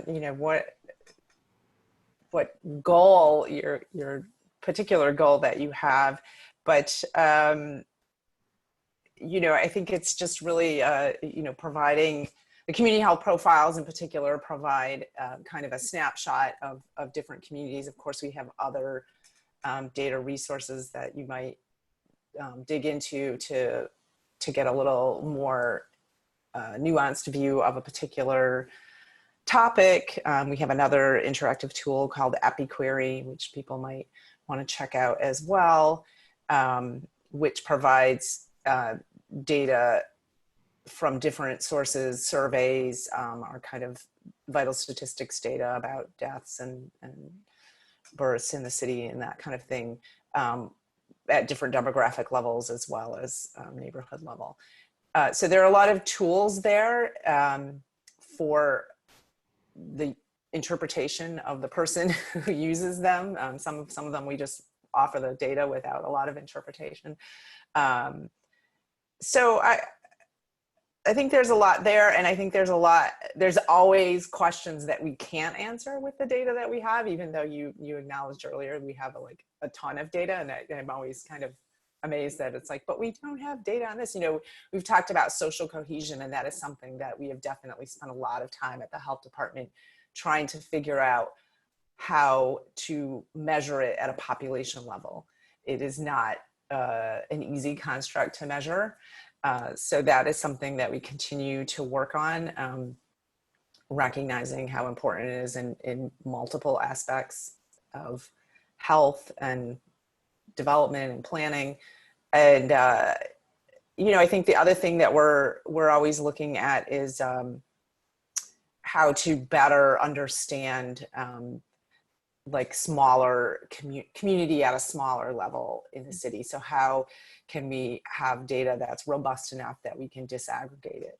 So I don't know if I'm answering your question or not, but I think even though we do have a lot of data, we're always kind of looking for ways to answer questions that we have. I mean, I'm thinking about the community health profiles. We did spend some time thinking about including a measure of park access, and we looked at it a lot of ways. And if your park was, X number of, feet or distance from an entrance to a park, and how would we measure it? And there were so many dimensions that we felt like we couldn't reflect in some kind of measurement in terms of like, well, I might have access to a park, but if it's not safe or well maintained and I never go there, what difference does it make?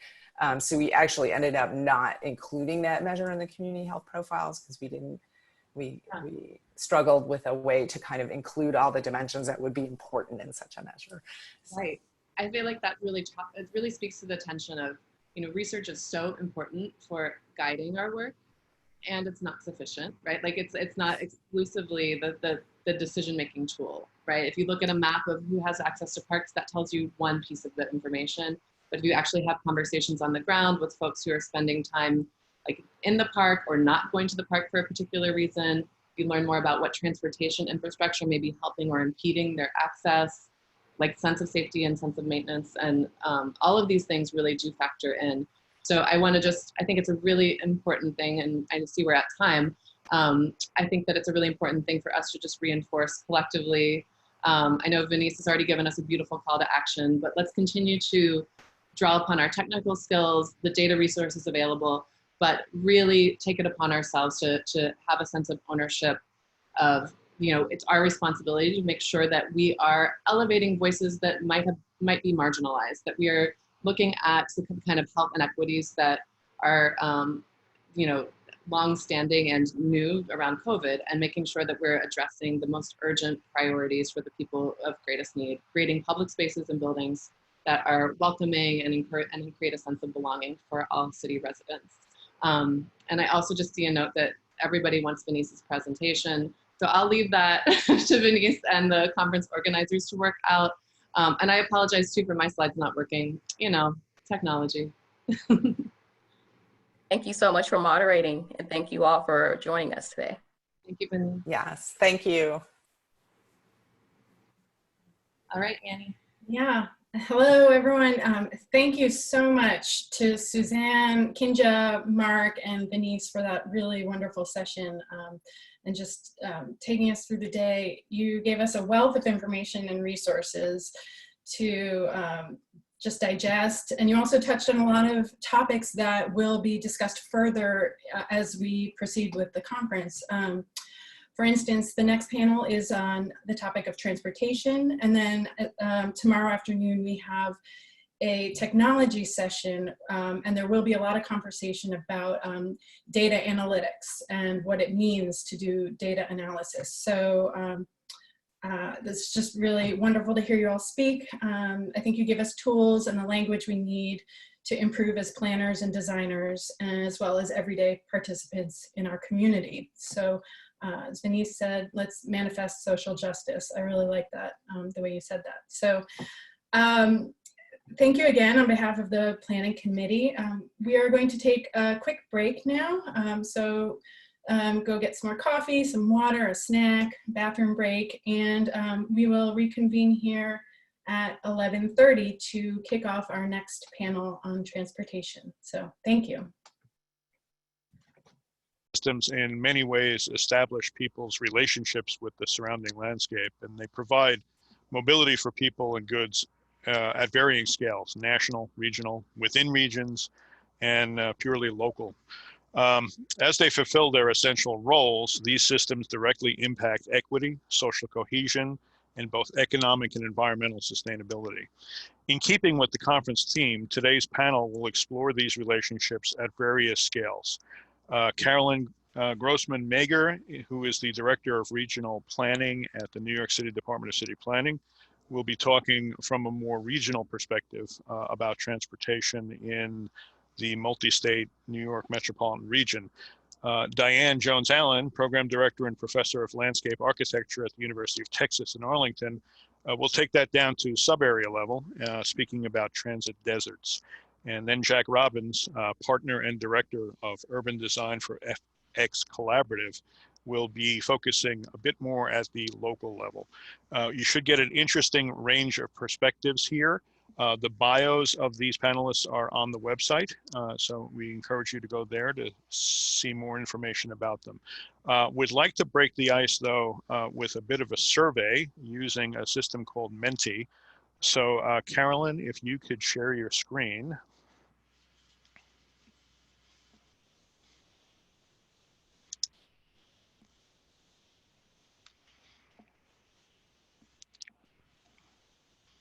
Carolyn, I'm not seeing anything. Sorry, I'm looking for the ability to do it, and it doesn't seem to want to let me. Okay, well, the survey would have been a good idea, but you may have to skip over it. Okay, no problem. So we'll go right into the presentations then. And Carolyn, you're going to be the first up, talking about regional transportation in the New York City metropolitan area. And apologies, I'm still looking for how to share my PowerPoint.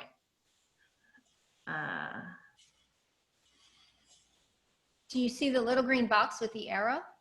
Yes, but then when I'm pulling it up, it's not allowing me to pull up PowerPoints. Oh, okay, it is, it just wasn't, oh, I've got the quiz. Okay, let's actually, sorry, there's always a technical glitch.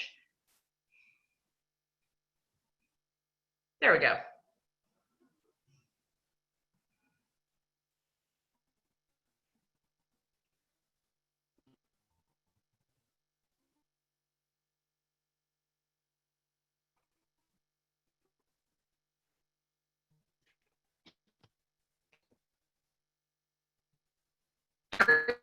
I'm not hearing.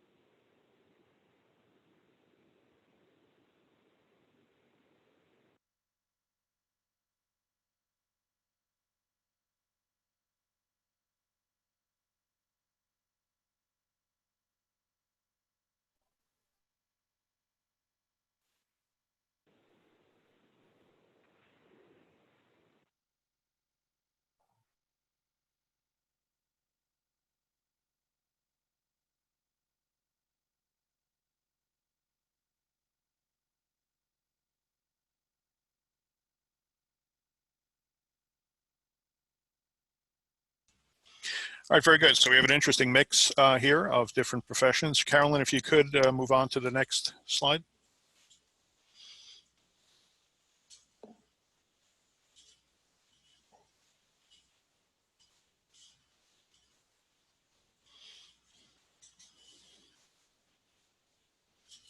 All right, so what part of the industry do you serve?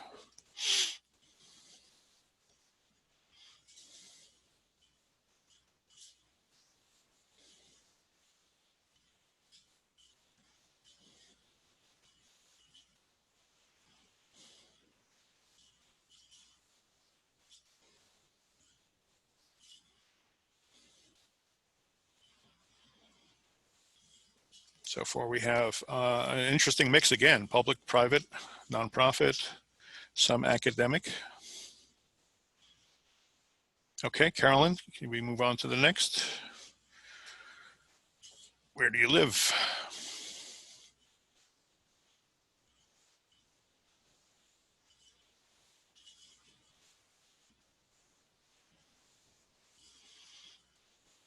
It would appear we have less of a mix here. Mostly New York City, scattering outside. Okay, Carolyn, next slide. So before COVID, how did you primarily travel?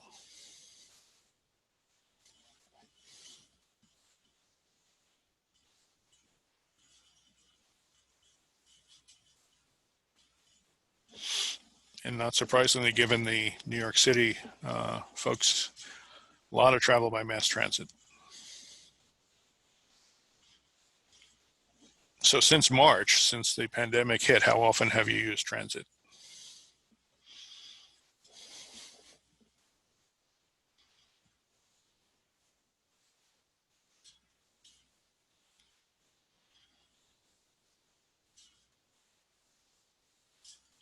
And again, not surprisingly, we do have mostly not at all or once or twice, but much less than normal. Carolyn?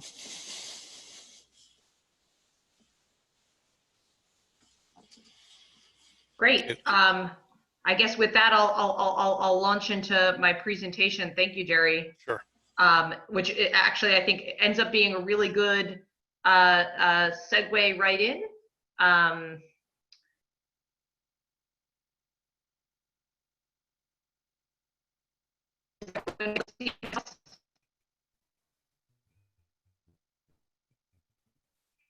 Yes, we're good, Carolyn. Great, thanks so much. So, I think I'm going to present a little bit of an overall context shot and frame.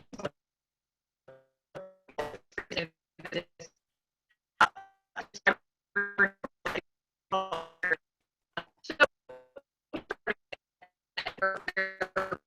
the things we know, right? Which is that mobility, and when we think about transportation, we're really thinking about access and the ability to get where we want to be to live the kinds of lives that we're all trying to live, right? And the primary movement we are typically connecting is places we live and places we work.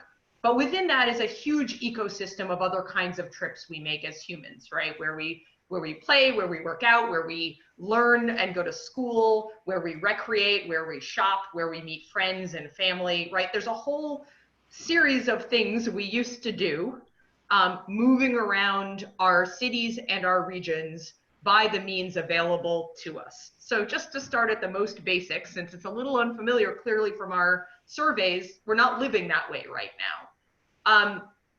So I'm a regionalist. So, you know, I really think about when we talk about where we live and where we work and the kind of ecosystem that we live in and move around in, I really think at the scale of the region.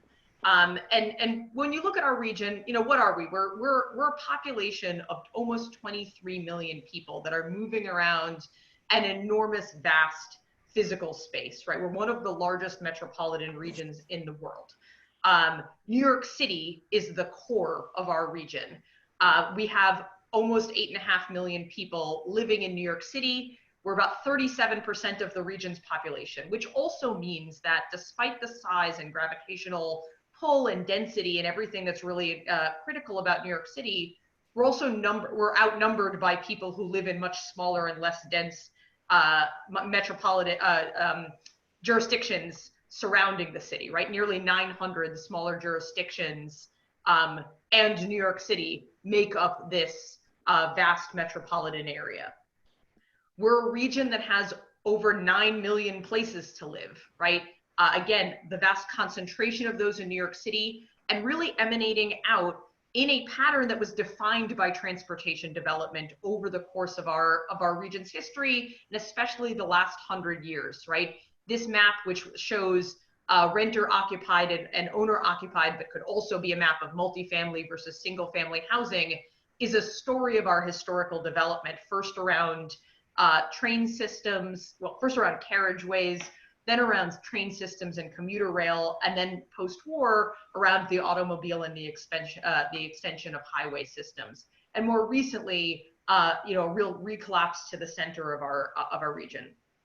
And that ecosystem and that growth over a 100-year period has allowed us to be one of the largest economies of the entire world too, right? We have almost 11 million jobs that are represented, 11 million different places to work, a concentration of those in New York City, but you know, a vast number and a vast variety and diversity of different kinds of jobs clustered in job centers all across our region, and some non-clustered, right? You can see, if you look at this sort of Seurat painting of the different types, office-based jobs, you can see a very deep blue cluster right in the center of Manhattan, but you can also see clusters of that in New Jersey, Long Island, along the Connecticut coast, in office campuses and in other downtowns. You see institutional and educational and healthcare jobs spread across our region. Local services also really spread across the region, as well as clusters of industrial jobs. So an enormous amount of population, workers, and jobs that are being connected across a vast swath of space, all of which have been really underpinned by our transportation systems. Most people who live in our region work somewhere near where they live, right? So that's the dark blue here, people who live within the county that they also work. Or the light blue, people who work within a county that's near to them. Only the portions in yellow here represent people who move a significant space really into a different sub-region, what we call for work potential. But the largest number of those people, as we all know, are moving in and out of New York City. And historically, a huge number have moved in and out of Manhattan for work, right? As the place, the largest concentration of jobs in our region, 25% of all jobs in our region are on the island of Manhattan. We've had a vast infrastructure, 2.5 million people every day who are entering that core location in our region. and who are mostly doing so by transit, right? Whether you're a New Yorker who's mostly doing so by subway, here represented in purple, whether you're from New Jersey and you're doing it by commuter rail or PATH or by a New Jersey Transit bus, whether you're in the Hudson Valley or in Long Island, most people are coming to Manhattan by transit. And so that movement to the core and that movement to the core by transit has been an essential part of how many people have lived, an essential part of how our region has thrived prior to COVID. And an important fact about our region that I would say is different than in many regions and in many places in the world is that transit has been an incredible equalizer. We have seen, and part of the success of our transportation system has been, regardless of occupational type and regardless of income level, many of our residents are taking the same systems. And this isn't a perfect generalization, and I think we can find many places where our transportation system has been extraordinarily inequitable. But in general, there's an enormous equity principle, particularly about the subway, that has been part of underpinning the success of our city in both funding transportation and on giving people access to similar mobility patterns. So, you know, then COVID happened, right? And our region really entered an incredibly confusing and troubling new period that I think we're all still working through what the final adaptations will be. So, you know, our region was hit enormously hard. We have been very lucky that we have sustained a lower pattern of transmission for many months now, unlike many other parts of the country. But the economic impacts and disruptions have really persisted. And those impacts from COVID, as we all know, have not been equalizers. They have been enormously inequitable in a couple of specific ways I'm going to highlight here. First, the economic impact of the crisis has really been concentrated in job losses amongst our most vulnerable occupational sectors, particularly in local services. We've seen our region lose over 1 million jobs. We've gained many back, but the largest sustained losses are in local services, in our restaurant economy, in hospitality, in retail services, in lower income jobs that were already some of the most vulnerable populations in our region. We've seen those most persistent unemployment trends continue, whereas we've seen relatively mild impacts on employment in the office sector. What we have seen in the office sector is jobs continuing, but in a dislocated pattern, right? Which has this incredible impact on the job centers of our region, and the most concentrated job center of Manhattan, which is really about people's ability to work from locations that are not their typical job site. There's a lot of methodologies of estimating who is teleworking. We do not have good data on who is in fact teleworking, but we know that there are about 3.5 million residents of our region who are employed in remote capable industries, right? Which are really those industries that are more office centered, where you can do, like I am right now, you know, work from your laptop in a home setting for sustained periods of time.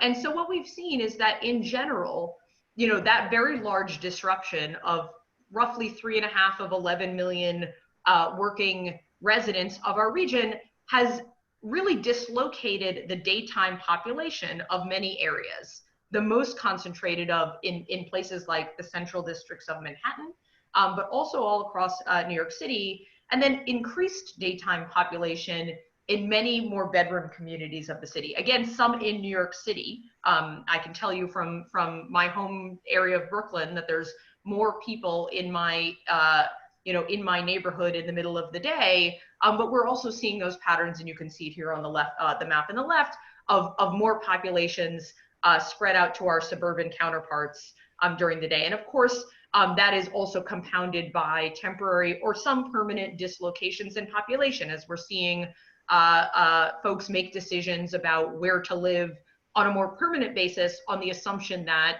a full return to work will be some time off or never return in the ways that it did pre-COVID. So enormous dislocation that's happening from that telework pattern. And what that's meant is physical changes on the ground in those locations, but also, as we all know, enormous changes in the transit pattern, right? We've really seen that mobility using transit has fallen off a cliff, both because people are not going to the places that they previously wanted to go, and also because of continued persistent perceived safety concerns or other concerns about returning to transit, where we've seen that adaptation to return to driving happen much more fast. And you can see that here in the blue line relative to all of their transit systems, which really still have very significantly lower ridership than they did a year ago. And the geographic patterns of return to transit mirror all of those inequalities that we've seen. You can see here in the darker colors where transit use is the least relative to a year ago, and it matches both affluence within the city as well as the occupational concentrations within the city of where we see the most workers that are telework capable, right? So again, no surprise, transit usage is happening least in places where office workers are able to continue to stay home, as well as at the destination point of those office jobs. But we're still seeing transit used an awful lot by workers and residents who still need it for jobs that are not telework capable. And you see that all in the lighter colors here, that there's a significant portion of the city which is still relying on these services, has continued to use them throughout, and is therefore most threatened by the financial collapse of the system, which had been underpinned by universal usage. But we're also seeing some important adaptations coming out of this period, even if some of those adaptations are very difficult. We are seeing some increasing usage of bikes. City Bike had its highest usage day recently, and we're starting to see those patterns continuing to increase over the 2019 levels. And of course, as we have also all seen, streets are really starting to adapt to the new outdoor needs, and the changes in mobility are part of what is allowing for that to happen, as well as the necessity of creating more outdoor spaces. The outdoor restaurants program in New York City, for instance, has gone from a pre-COVID city of about 900 cafes to a post-COVID city of about 10,000 cafes. And these are patterns that the city is, it's allowed us to create pilots, all across the city that will hopefully change the way that we're able to use streets in the future. So, out of a crisis comes opportunity for adaptation as well. So a few other points here. In the long term, the region is being forecasted to grow. And the source of these is NIMTIC, Jerry's home institution, and where New York City sits as well, which has just released draft forecasts through 2055. Now, we have no crystal ball. So of course, these numbers, are a best educated guess by transit operators throughout the region. But I say this to say, the transit entities of our region are planning on a future that still has growth, which is the best guess that you can all make, given how many times New York City has been challenged in the past and how much we have continued to see that the fundamental strengths of our region do tend towards growth in employment and population over time. So, there are enormous transportation investments that are continuing to be implemented in this time. And we should expect that while the short term is extremely uncertain, the long term does still pencil towards the region continuing to grow at slower and slower rates as we mature as a region as well, which has been our pattern over many decades now. But for our region to still grow, the advantage that we've had over other regions has been our center, both Manhattan and New York City. And this is a point that, we've continued to make from New York City to our regional partners, that we are not a low-cost region. We have been losing population to the rest of the country for many, many years. It's part of the dynamic flow of what has made our region able to accommodate more and more population from across the entire world, right? That we have been a a center of churn for really 100 years. That fundamental fact really is in crisis right now. And as long as we have a significant part of our primary competitive advantage remaining dormant, right, as we do right now, it's hard to imagine a return to normal, even for areas of the region that are not affected. And so there's really, I think, a compelling reason for all residents of our region to really care about the future of Manhattan and the future return of our core transit capacity as a way of really underpinning the engine that makes our entire region successful. But at the same time, there's an opportunity that we really should be taking advantage of to bring jobs closer to home, or even, keep jobs within home. There's a real equity advantage to reducing longer commutes, certainly to reducing strain on our transportation system. And something we're certainly thinking about in my agency as planners is, how do we understand, there's a concept from Paris, the 15-minute city. How do we understand the services that are available on a neighborhood scale, whether it's food, whether it's healthcare, whether it's government services? How do we make sure that we're thinking more about bringing those closer to home, so that that walking and biking are more of a potential for many, many trips? Carolyn, just want to jump in here and say 5 minutes. This is my last slide, Jerry. Just to say, I think we can't lose sight of the opportunity here to center recovery around all of our core values. So the issues that mattered to us before COVID, housing affordability and insecurity, the inequality that exists in where we live, the ability of our residents to receive adequate health care, the ability of our jobs to protect us, the ability of our region to be environmentally responsible, particularly towards climate change. I think COVID has laid so many of these issues bare. And out of that, the opportunity for all of us to think about how we can continue to rebuild our system while maintaining that visibility into what inequality exists around us, and how to continue to center our work in returning mobility with that equity focus.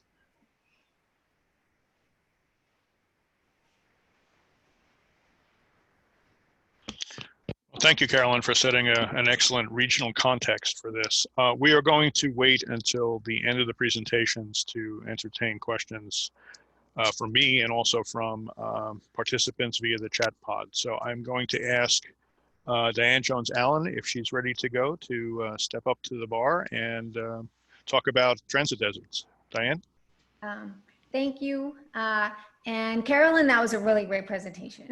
And I'm going to it's kind of a good segue, because I'm going to talk about transit deserts and transit equity and COVID. Okay.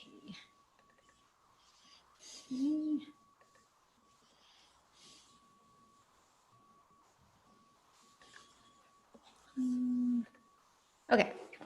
So I'm going to, as I said, talk about transit inequities and what's happening now in COVID. And transit deserts actually are places of transit inequity. They're places of high demand with low access. But there are actually some opportunities that are happening right now, depending on how we look at it, as Carolyn kind of pointed out. So there are a lot of ways that transit inequity happens. One is through population shifts.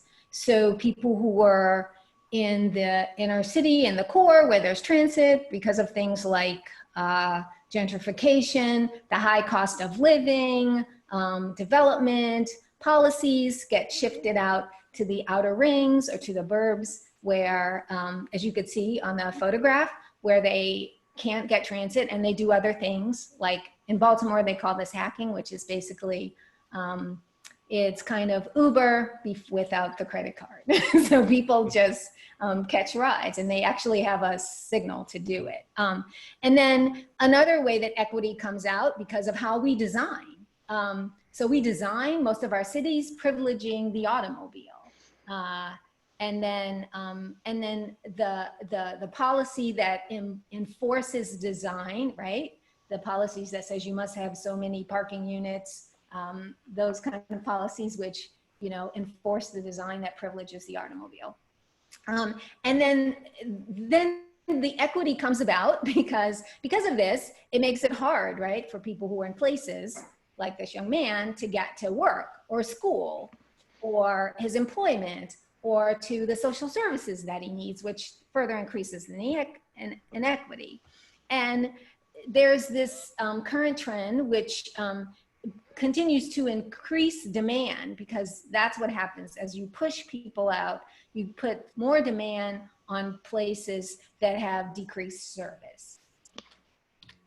So therefore you have the transit desert. Okay, so the transit desert is typically a neighborhood that looks like this. It's very car oriented and very kind of, you know, suburban in form, even though this is in the city of Baltimore, and it's kind of on the edge. It's like, it's the outer urbs.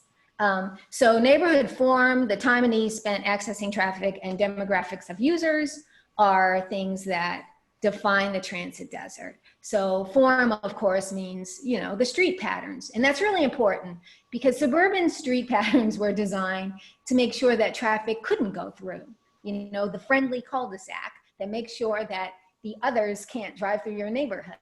And that's not very good for buses or shuttles or trying to have transit access. You know, blocking off streets and making it hard to connect to arterials, which is really hard for walking to stops or having vehicles travel through. And then the other thing about neighborhood form is, you know, the land use, diversity of uses, the density, limited sidewalks. And that's really important because walkability is tied to transit, you know, access, right? And also density. I mean, if you look at the TOD, they're usually dense places that are walkable. And then places that are very car-oriented design. So transit deserts are just the opposite. They're not walkable. They're usually separated land uses, and there's not much diversity in use, and they tend to be low density in appearance. And I'll say in appearance, and I'll get to why that is. So the other thing, the other characteristic is how long it takes you to access transit. And that depends on stop location, right? Because the transit stops are where the transit access really happens, right? It happens at the stop. So if you're in an area which, okay, on the left, that is not a transit desert, right? Because that's an inner city, that's inner city Baltimore.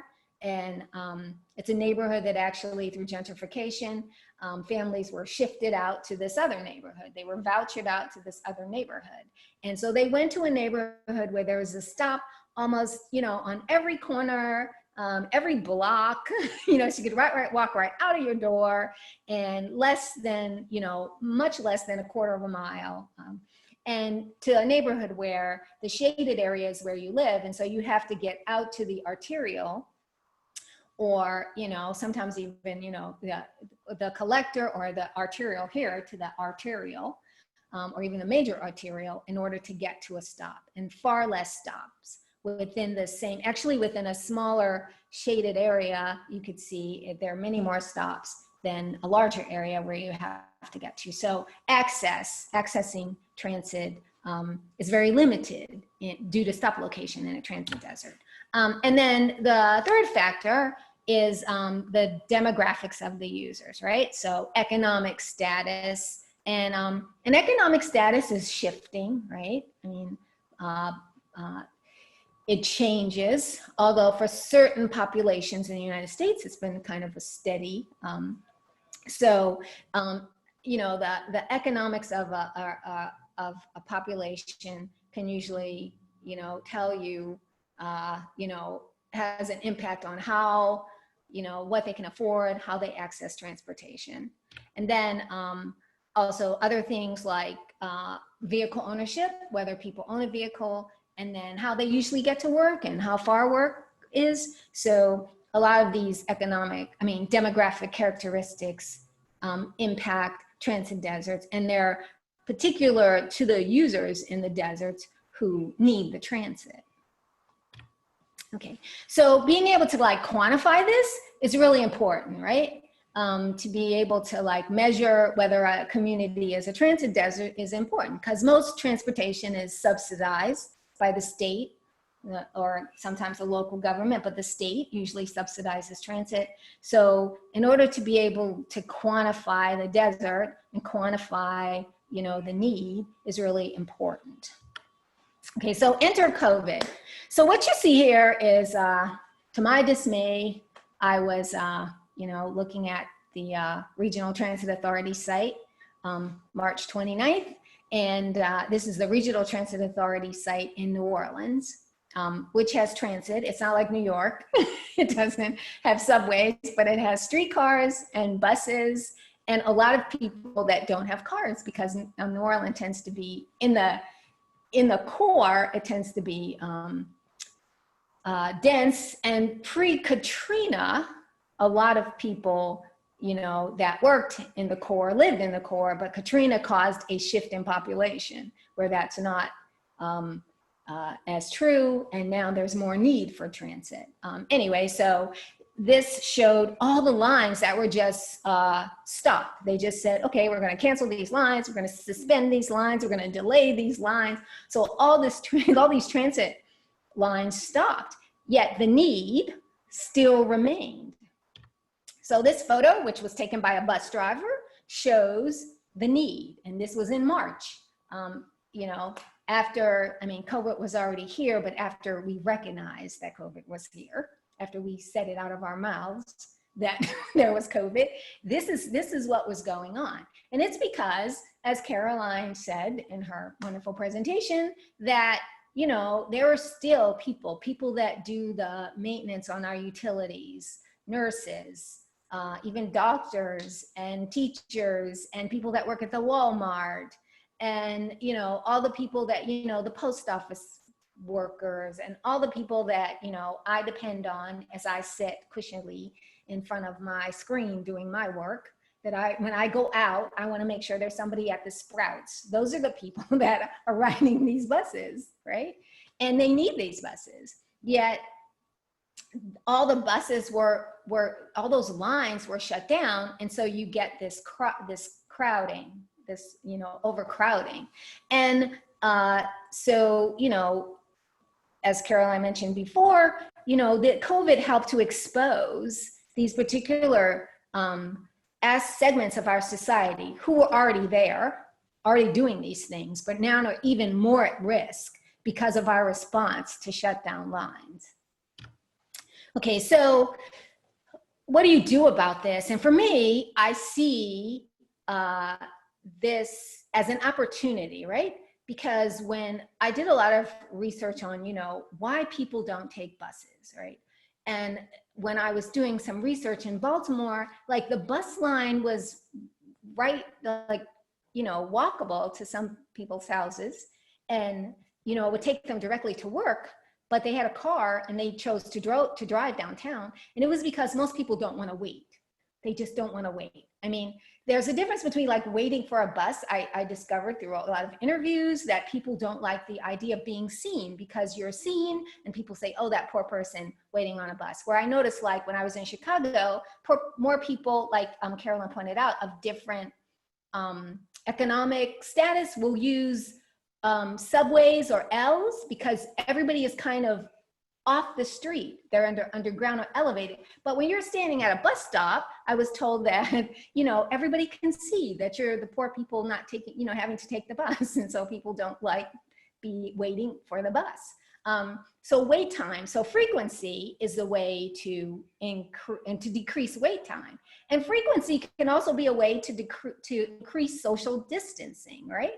Because what New Orleans did was eliminate lines, which made buses crowd. Just think if they had increased bus lines, so fewer people could get on each bus because there would be more buses coming. Now, and I know that seems very simplistic. There have to be a lot of things worked out about that, but I do think there's a way to increase access and make us safe through this kind of catalytic fashion. And so, something I, think about is like transit as, being catalytic. So as opposed to demand forecasting, which is where, you're looking at trip generators, and looking at those numbers of, how many people are being attracted to a generator or a trip producer, and demand forecasting, like maybe we could use something called catalytic forecasting, where we just say in a place that's a desert, we're just going to put demand at every last lot. So we're going to say there's demand. And that's often true because you have a different economic status moving out to the suburbs. Everybody living in a suburban house is not, your typical middle class person with a certain kind of income. Now there's hidden demand because you've pushed people out who have different incomes and different size families that are living in this suburban type house. So, why not be catalytic about it and just place demand at all parcels? And that's a way to, increase ridership, in essence, increase frequency. And then the other thing, I noticed here where I am in Texas, where nobody rides anything but the car. It's awful because I come from two cities where there is transit and it's denser, but here in Texas, everybody is driving their car. But this was shot in Texas where during COVID, because people couldn't drive, at least during the lockdown period. I mean, our governor lifted the lockdown really quickly, but during the lockdown period, people were out walking and there was like birds chirping and cleaner air. It was really wonderful. And so it kind of shows that, people, if you give them, the reasoning, the infrastructure, they will walk. You can change things to make people walk, and then walking is tied, pedestrian access increases the ability to have better transit access.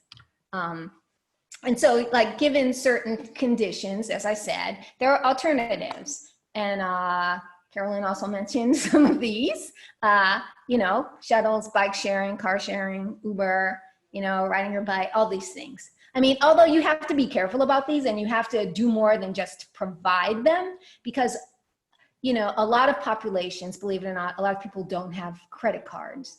They live in a cash economy. There actually is a cash economy, and so they can't use Uber or a lot of these things. So being more creative about how you can give access to people that depend on cash, maybe some other kind of government you pay for card that connects to Uber or bike share, we'll have to think about that. But there are other alternatives. This is Denver, which they have a free shuttle, very smart. The 16th shuttle is free. And so like all the other, like the rail line from the airport and buses connect to 16th Street. It's very smart. And so then people can ride that shuttle, and that shuttle kind of acts like a connector.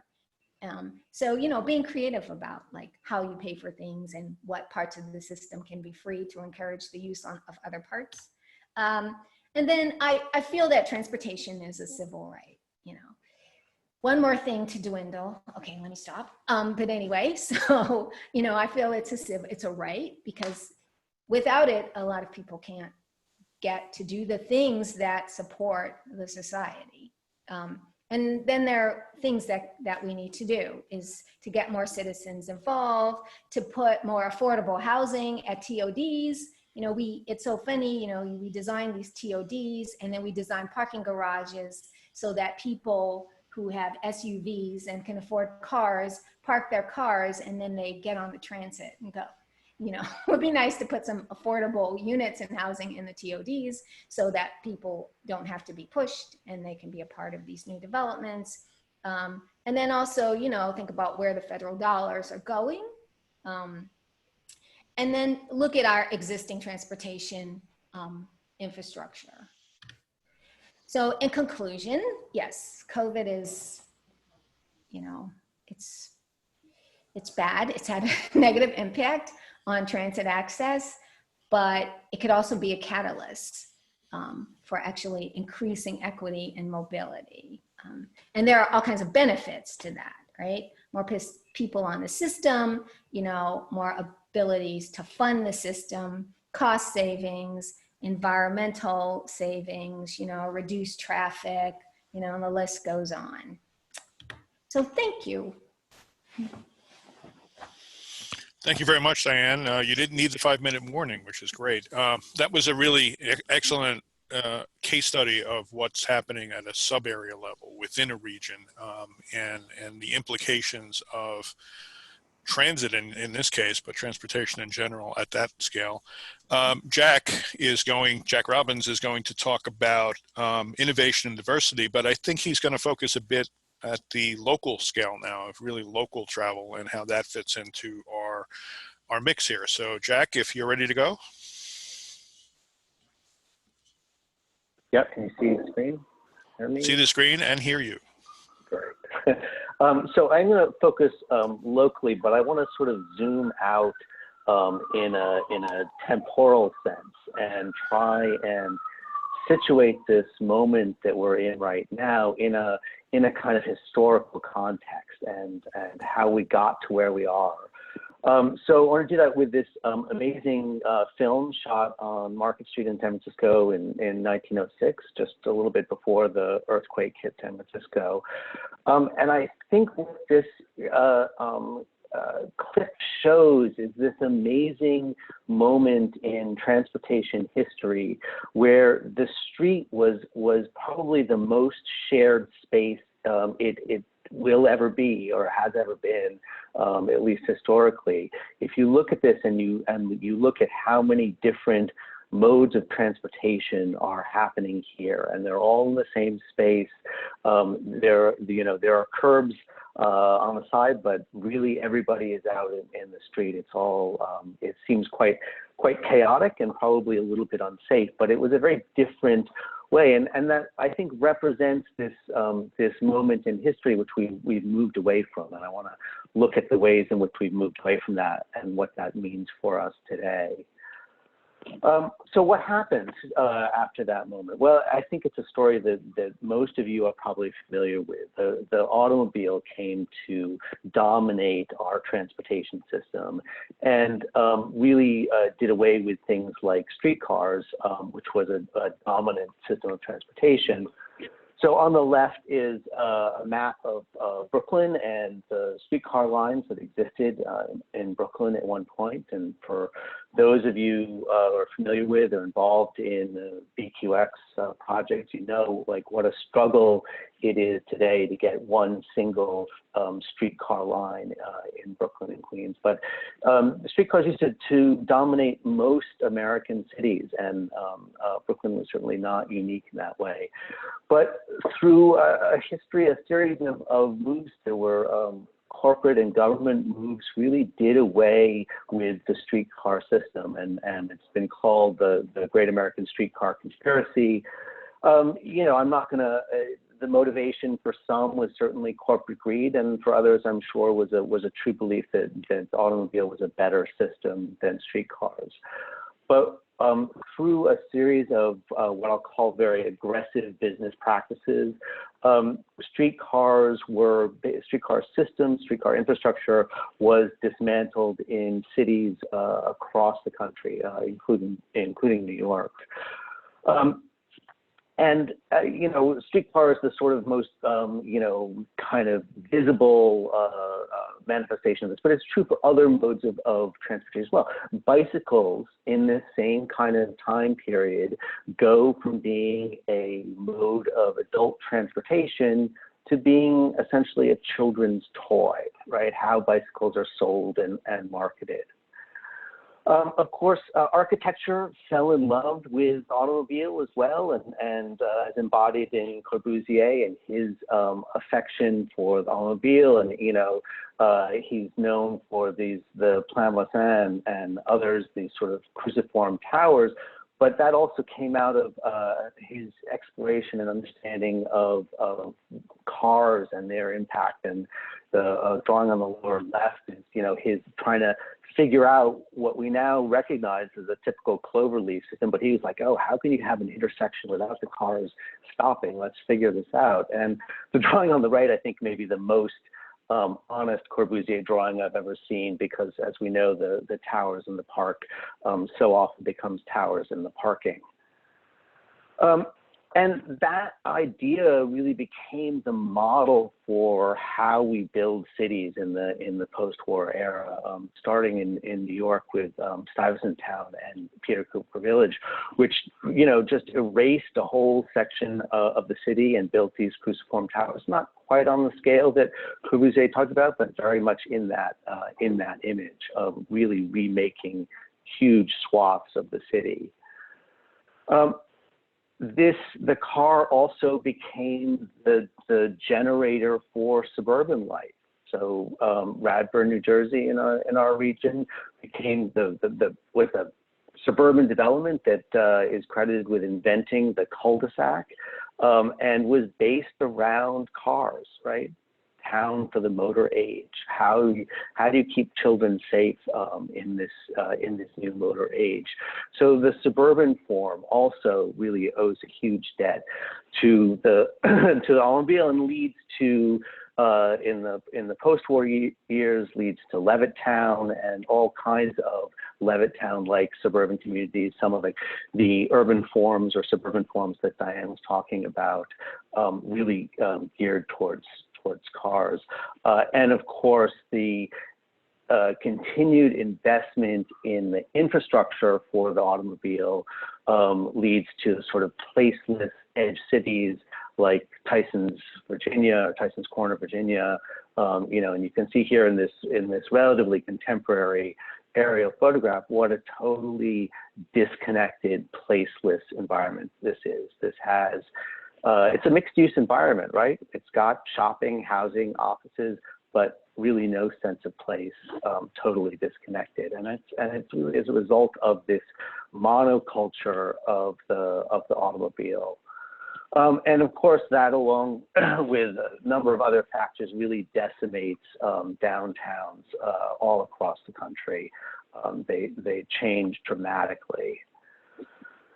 Then towards the end of the 20th century, we begin to see the first kind of cracks in this automobile monoculture. As the commutes get worse and worse and the traffic gets worse, and people begin to realize that adding another lane to the highway doesn't solve the problems. In New York and other places, we get introduced to this Dutch term of Wooner, this idea of a shared street. Something that had existed on its own a century before, but it starts to have a reemergence. We start to see bike share programs and a new kind of mobility infrastructure being deployed in the bike infrastructure. And we start to see programs like New York's Plaza program, Department of Transportation's Plaza program, start to reclaim some of that automobile space for pedestrians. And so these begin this sort of transformation.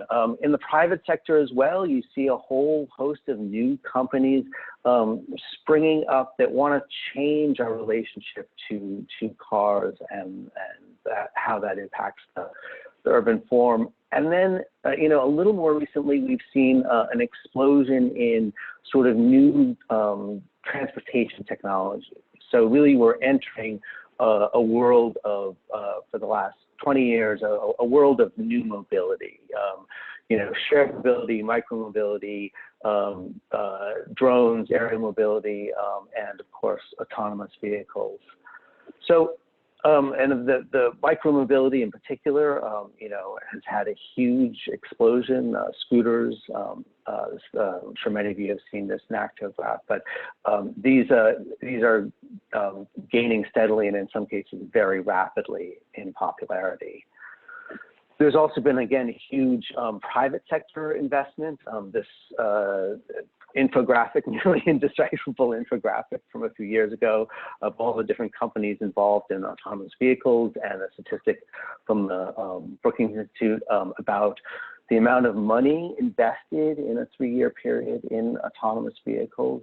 And if we, I'm working now on master plan for Penn Station and I look at that number of $80 billion, anyone who's involved in infrastructure, $80 billion is a huge amount of money if we could invest that kind of money in transit as opposed to cars.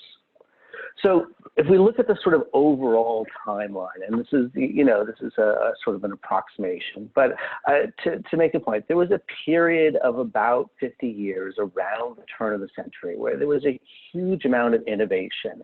All kinds of new forms of transportation came out.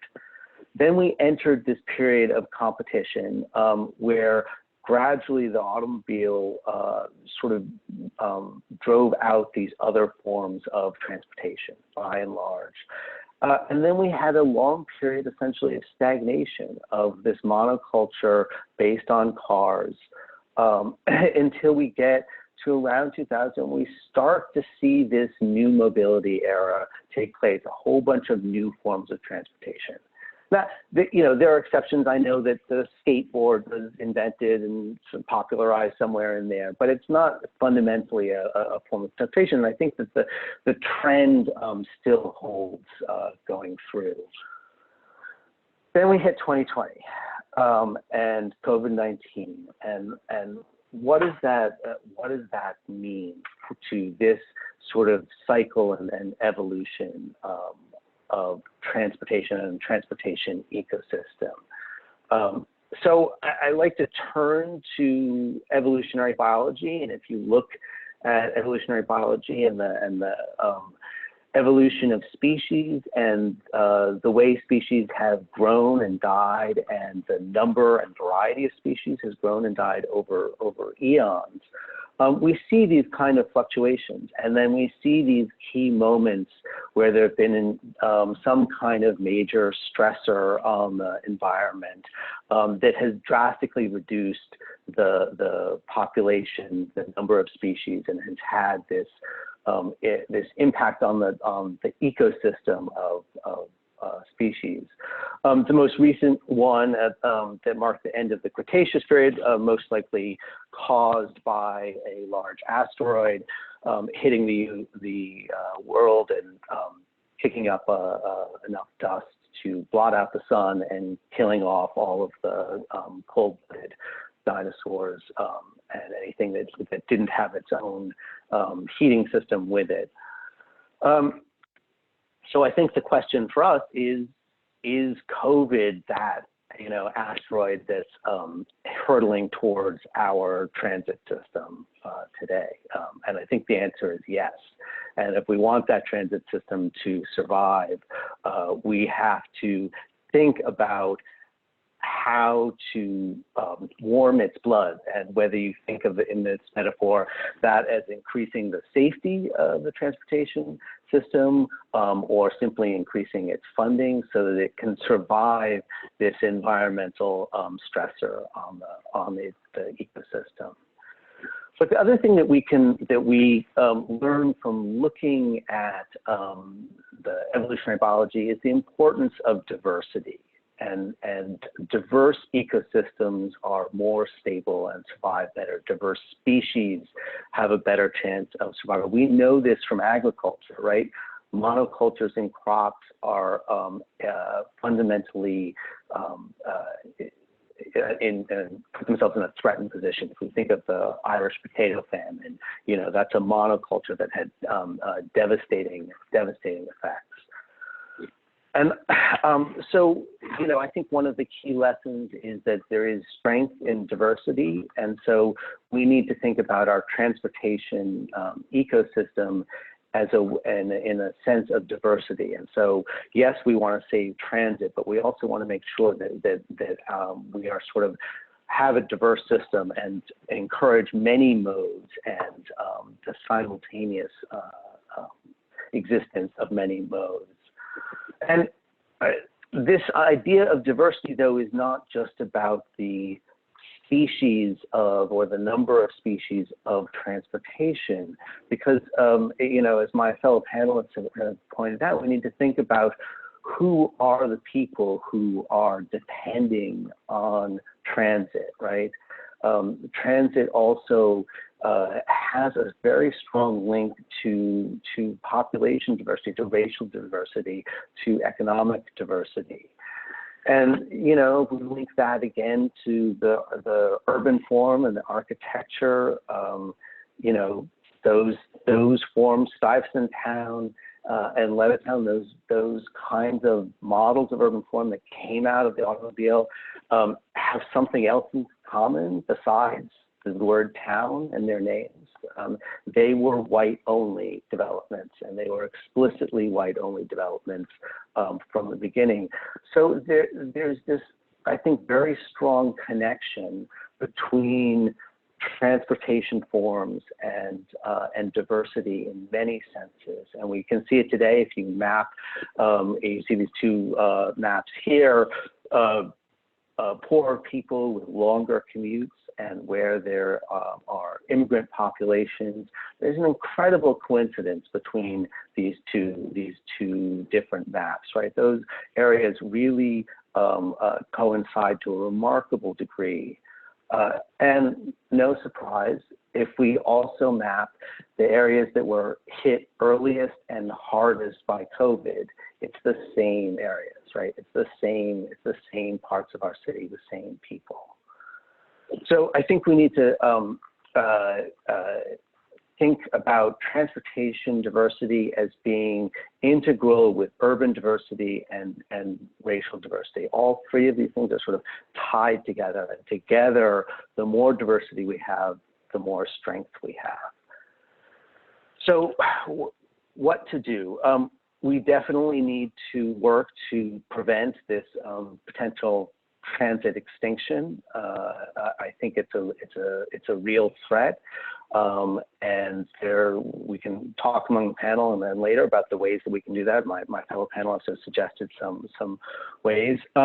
Support transit diversity for all of the designers on this call. You know, think about that in terms of shared spaces or intermodal connections, creating the opportunities for those in the things that we design.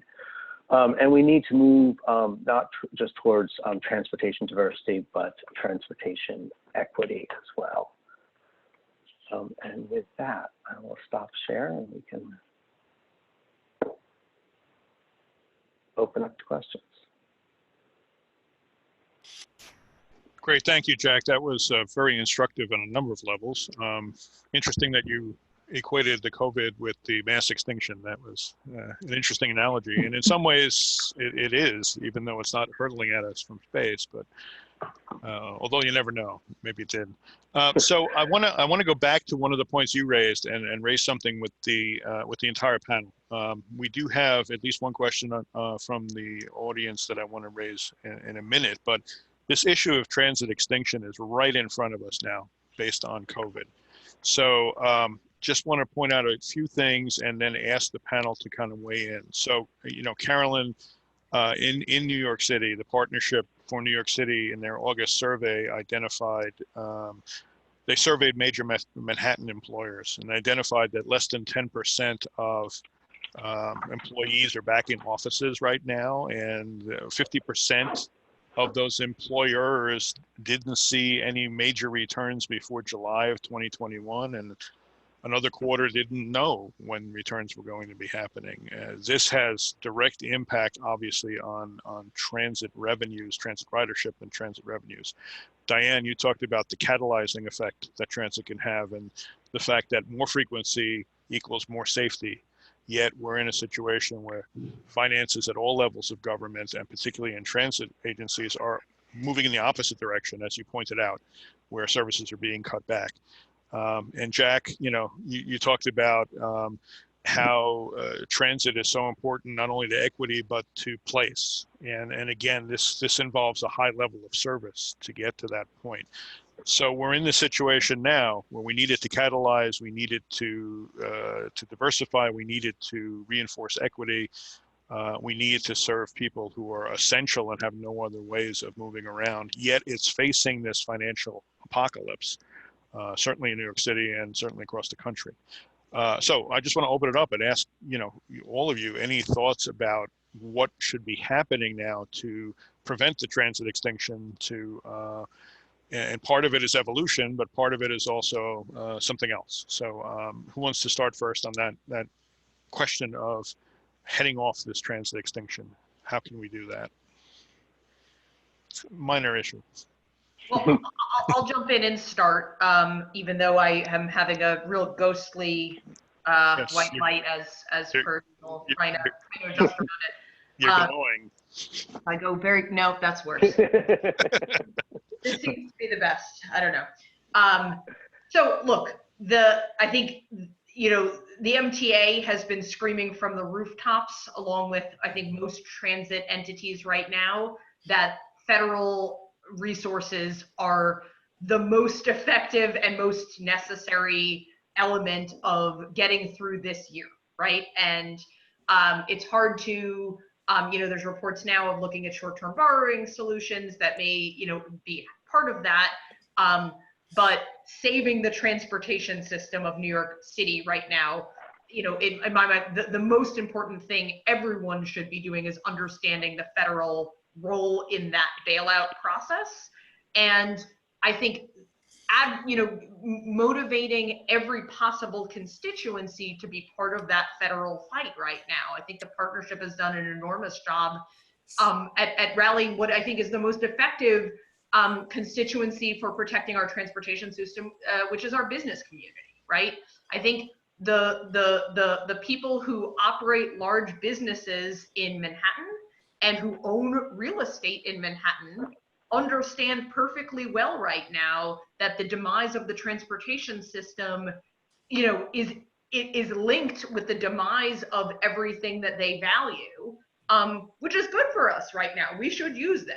Everyone who works for a business that is in Manhattan should be talking to their employer about, you know, about transportation. So I think, you know, advocacy at all levels is extraordinarily important for that. You know, I'm hopeful that, you know, with a new administration, we will have a much more rational audience for such things. You know, we may go from a president who has killed New York's most critical regional transportation projects, even pre-COVID, to one who is literally known as Amtrak Joe. So, you know, there's some reasons to think that, you know, we may have somebody who understands the importance of transit more. The second thing I would say is to this issue of health. As far as you know, I've been following the literature, as I'm sure many people here are, and everything I read says that the incidences of infection and transmission on our subway systems are extremely low, and that wearing a mask and behaving in a responsible way, you know, it is appropriate to be using our transportation systems. And so, you know, when I think about, you know, I said this a little in my presentation, and I really hear it when Diane talks about other cities. You know, what we had in New York City, and what I hope we still have in New York City, you know, is so precious in people who have opportunities to be mobile via other means still choosing to use transit. And I see troubling facts, even amongst my own friends, of people who perceive the transportation system as unsafe or unfriendly right now. And I think we have a responsibility as planners to counteract that within the realms of safety. But I think to, you know, to continue to put, you know, to share information and data about, hey, there actually is no basis for safety concern any different than there would be in other situations that people are putting themselves in, so that we get over this sort of hangover about, you know, one kind of space being more unsafe than others. Because I think that that's the way we never get back to people actually using transit the way that we had. Diane, any thoughts? I think I agree with all that she said about getting the public interest. And for designers, landscape architects, and even planners, I think we have a role, because I think that we can work with our clients and developers to, you know, put affordable housing, to make things, you know, lessen the parking Planners could really work on those zoning regulations, lessening the parking requirements, you know, designing places that are walkable, you know, so that, you know, they are transit friendly and there's a need for transit, you know. I think that we can work with, you know, our developers and our clients as a start to design more transit friendly places, or places where people would, you know, want or need transit.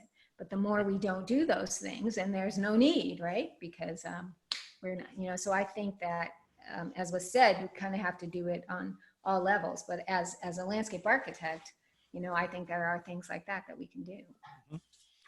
Jack, any thoughts? I would just add a note of optimism to that. I very much believe that what we're going through right now is not a permanent shift. It's not a permanent change. I think at the point that there is a vaccine, which I'm optimistic to think isn't that far in the future, things will come roaring back, and people will be really desperate for the kind of interaction that transportation, transit, urban environments provide.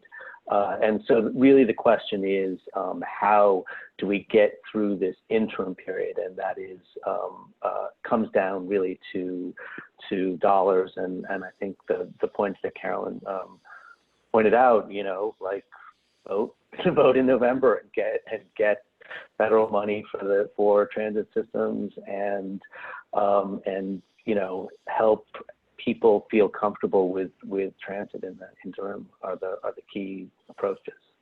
So I want to do one follow-up and press the point a little bit, because my perspective from my institutional perspective, you know, point of view is that, yeah, we may be getting, it's possible that, you know, bailouts may make this fiscal year okay, and possibly next for, and in New York City, I mean, the size of the MTA really works against it in this regard, because you're talking about needs of billions of dollars over the next 2 or 3 fiscal years.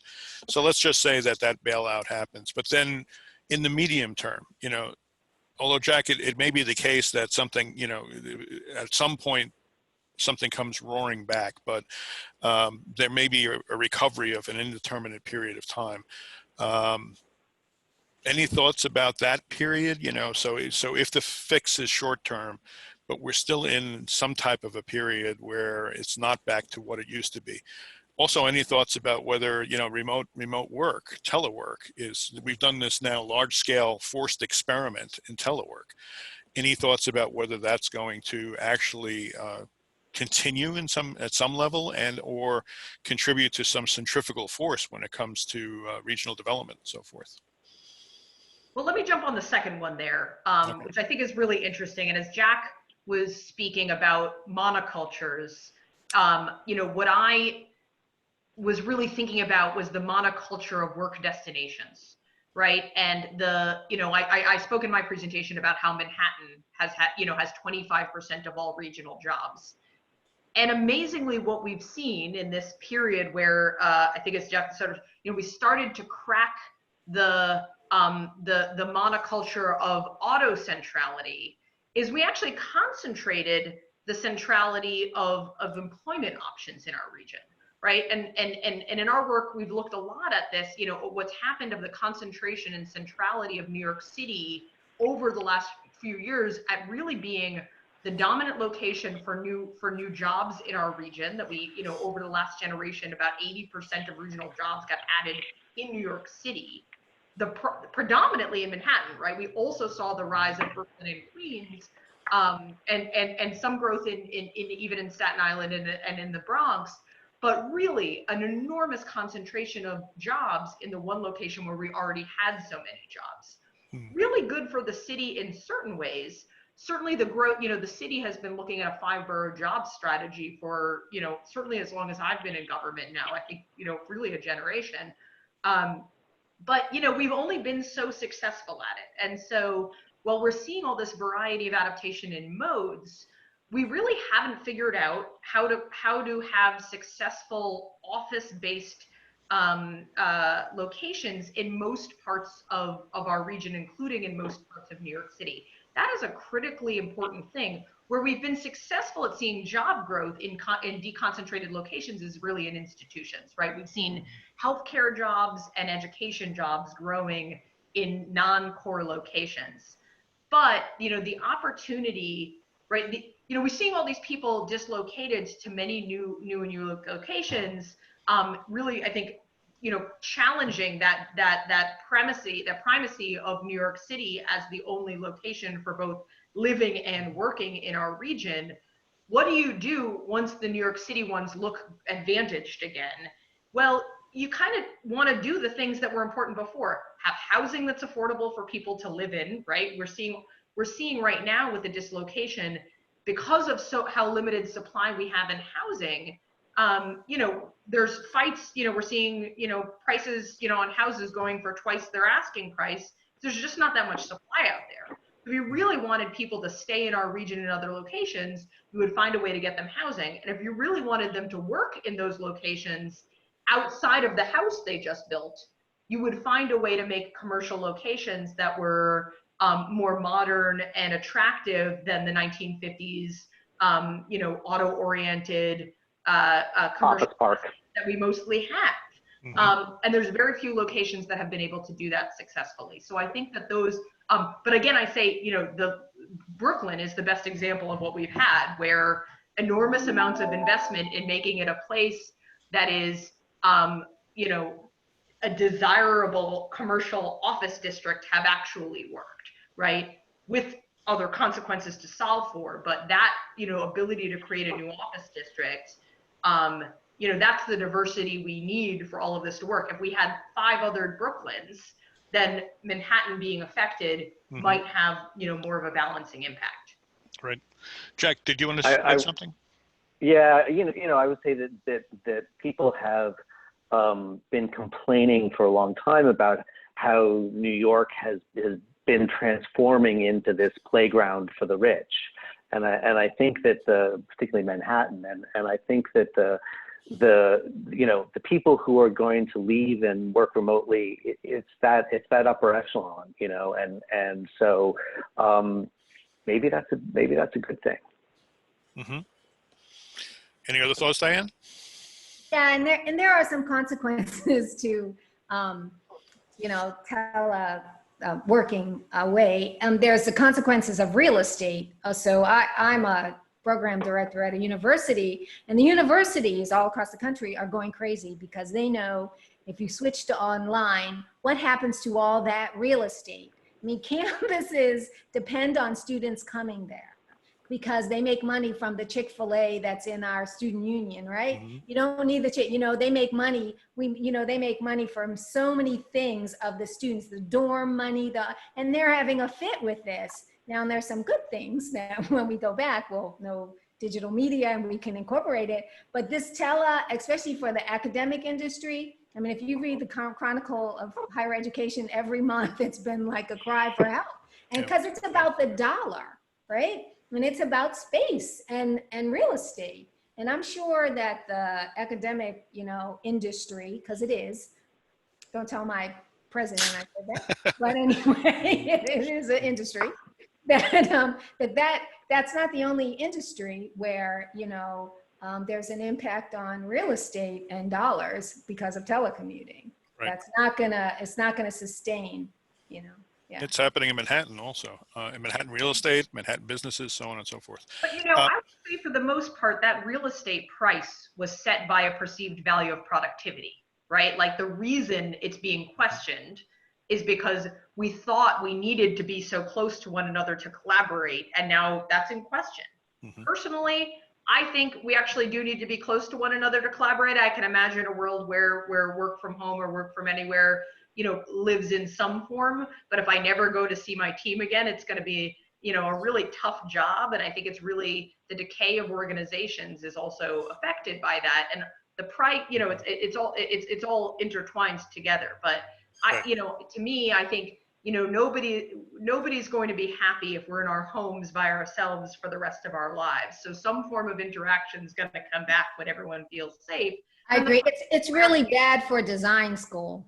It's really bad for studio courses. It's terrible, right? Just because of what you said.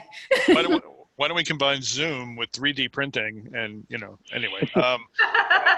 We have a couple of questions from the audience that I want to get to. We have about 12 or 13 minutes before we have to close. So one question is an interesting one. How does society hold agencies and elected officials accountable to data? So there's any number of sources of data showing situations like transit deserts, like places that aren't places and so forth, or regional patterns. And yet, they're not always adhered to, or they're not always attended to. Any thoughts about how agency representatives and elected officials are held accountable to the data? Well, I'll start with saying, as I think many people, who are interested in transit know and understand, the MTA was set up as an agency to sort of protect political, responsibility and authority, both from a mayor who, doesn't control the MTA and from a governor. But at the end of the day, it's the principal elected officials who are making decisions, right? So, when we're saying, how do you hold people accountable? What you're really saying is, there are decisions being made about how we're allocating transportation dollars and priorities in a way that I feel like, I have no say about. And I think that has been true at the MTA level, but, people have been very successful at holding, I think, this governor, and also mayors and also local elected officials accountable for setting the right priorities. I think it's challenging to do that. It's easier to do that at higher levels than it is at sort of minutia levels. And I do think that there are real opportunities to do a better job as a system allocating our priorities. Certainly something that New York City Planning has been very engaged in is working with our own OMB to understand the equity implications of the city's capital budget. And so we understand actually where we are making investments in certain neighborhoods or others and using that to inform the city's capital policies. I think there's opportunities to put systems into place that actually help us do that in other parts of government. But from the individual citizen's perspective, I would just say, I think it goes to the top. I think that it's really important that individuals, especially individuals engaged in planning and transportation, hold their elected officials accountable for their priorities. Transit, like climate change, has been a hard one because the benefits are diffuse, but groups like the Riders Alliance have been out there trying to make it much more specific and politically salient.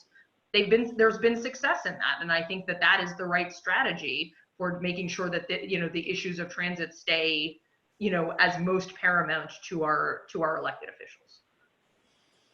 Any thoughts from Jack or Diane? I just realized you were Jack and Diane. That's so. Let me go to a next question and I think, Diane, I want to direct this one to you initially. Anyway, density and transit go hand in hand, which is why the questioner agrees with your emphasis, Diane, on the power of TOD. But COVID, particularly with transit, has increased fear of density. How are we equipped to champion density in this uncertain and challenging time? So in terms of transportation, you need, like as I said, you need more vehicles, right? So that people can spread out. And that comes with more ridership, which density actually helps. So, density actually helps give you more riders, which will give you more vehicles so you can spread yourself out. But then there's just the thing of density, you're right, of people living, close to each other, those kind of things, the numbers of people, But I mean, New York is a great example of the things like the slide where you showed the outdoor cafes, how people are dealing with density, still being able to do things like, eat out and be in a dense city. So I think, density can actually help with increasing numbers, which will allow you to have more vehicles and be able to have less people on each vehicle.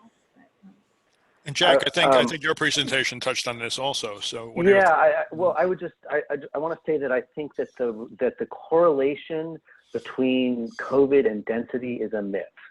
There is not a strong correlation between those things. Seoul, one of the denser cities, has done better than most other cities.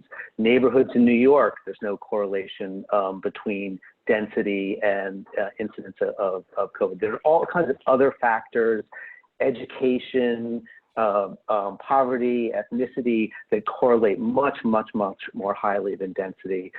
There's a good paper that CHPC put out on this issue. I'll actually I'll put a link to that in the answer.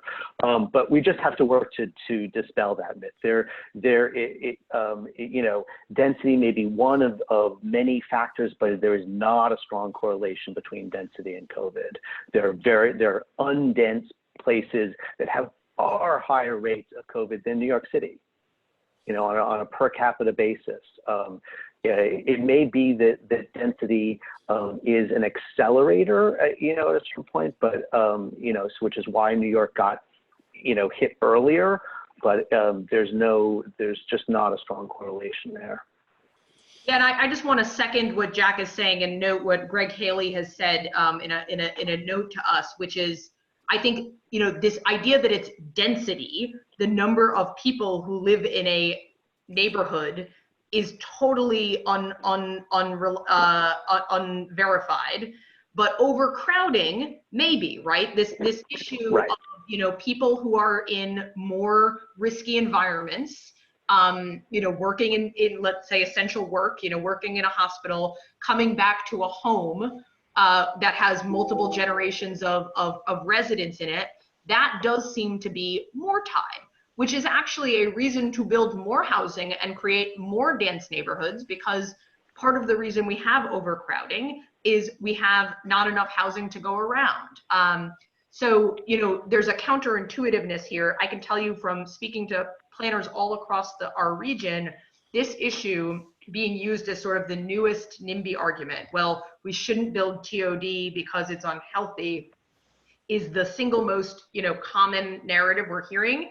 And I think the CHPC report that Jack's going to link to is probably the best example there is right now of how to push back against that and really distinguish between what we mean by overcrowding versus what we mean by density. And in fact, many cases, density is that alleviating factor to the overcrowding.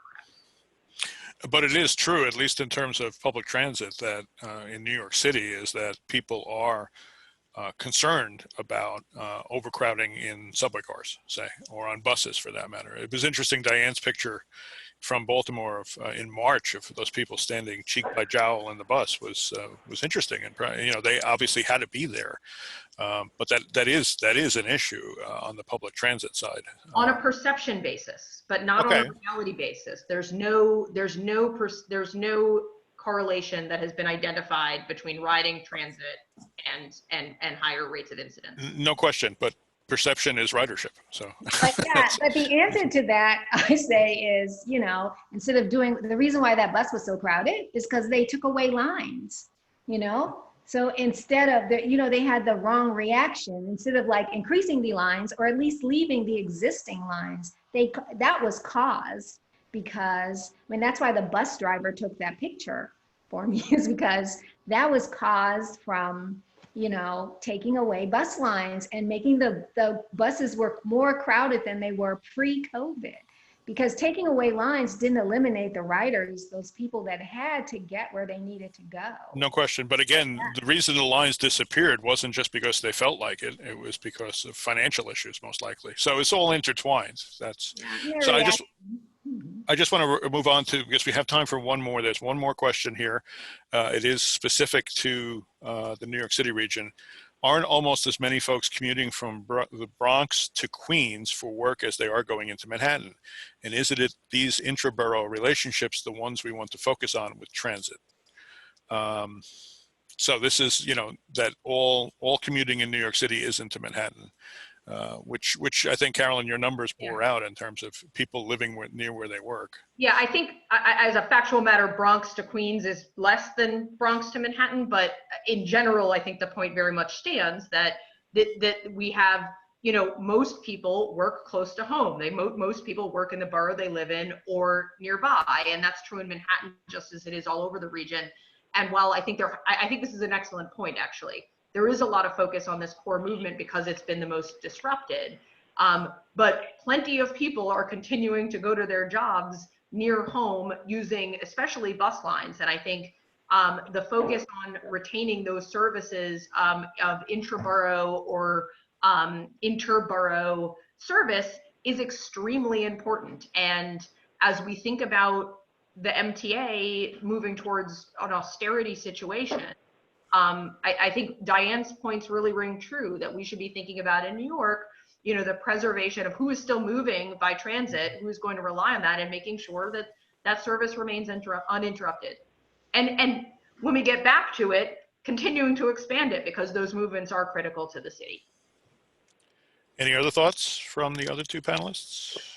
Yeah, I mean, our transit system is built on a hub and spoke model, and we need to move beyond that model to a kind of multi-hub model. And as Carolyn has pointed out, that has sort of started to happen with Brooklyn, and we need to expand that to the other boroughs as well. Okay, so what I understand is in this configuration for the conference, if we go over time, the moderator gets an electric shock. So I don't want to do that. So I want to thank you, the panelists. I think you were tremendous presentations and a good discussion afterwards. Thank you so much for your perspectives and your expertise. And I guess I turn it back to Annie at this point. Yeah, thank you so much. That was really wonderful, Jerry. Thank you for holding us to our time. Time is precious to everyone. And Jerry, Carolyn, Diane, and Jack, thank you for sharing your time with us this morning. It was wonderful expertise and insights. So really valuable. On behalf of our audience, thank you very much. Huge round of applause. And I also want to give a special thanks again to our generous sponsors for this event, Casual Country Teak and Victor Stanley have been our sponsors for the whole event. And so this now concludes the day one of the Planscape Arc Conference. And just about 24 hours from now, we will convene again on Zoom. That's Friday, tomorrow afternoon at 1:15 p.m. Eastern Standard Time. There is a slight change in the start time, so please make note of that. We are starting at 1:15 p.m. tomorrow. We have another great lineup of speakers. We'll have conversations about technology as well as the future of the professions. If you have not yet registered for tomorrow's event, or if you'd like to tell friends or colleagues, then they will be able to register this afternoon on the ASLA website. I'd also like to note that tomorrow we have another exciting thing, which is that at 5 p.m. at the end of all the sessions, we will have our happy hour and networking event. So those of you who have been participating will have the chance to meet everyone face to face, and we can have an open discussion. You know, very sadly that we can't all be together and in person and do this, but we would like to provide that opportunity to discuss what we've all been hearing a little bit further. So I hope you'll all join us for that as well. And just really quickly for some housekeeping, if you're looking for CEUs, the landscape architecture credit links were provided in the chat, so please complete that information. And I believe that is all I have to say for now. So on behalf of the Conference Planning Committee, thank you all for joining us, and we look forward to seeing you tomorrow. All the best. Thank you.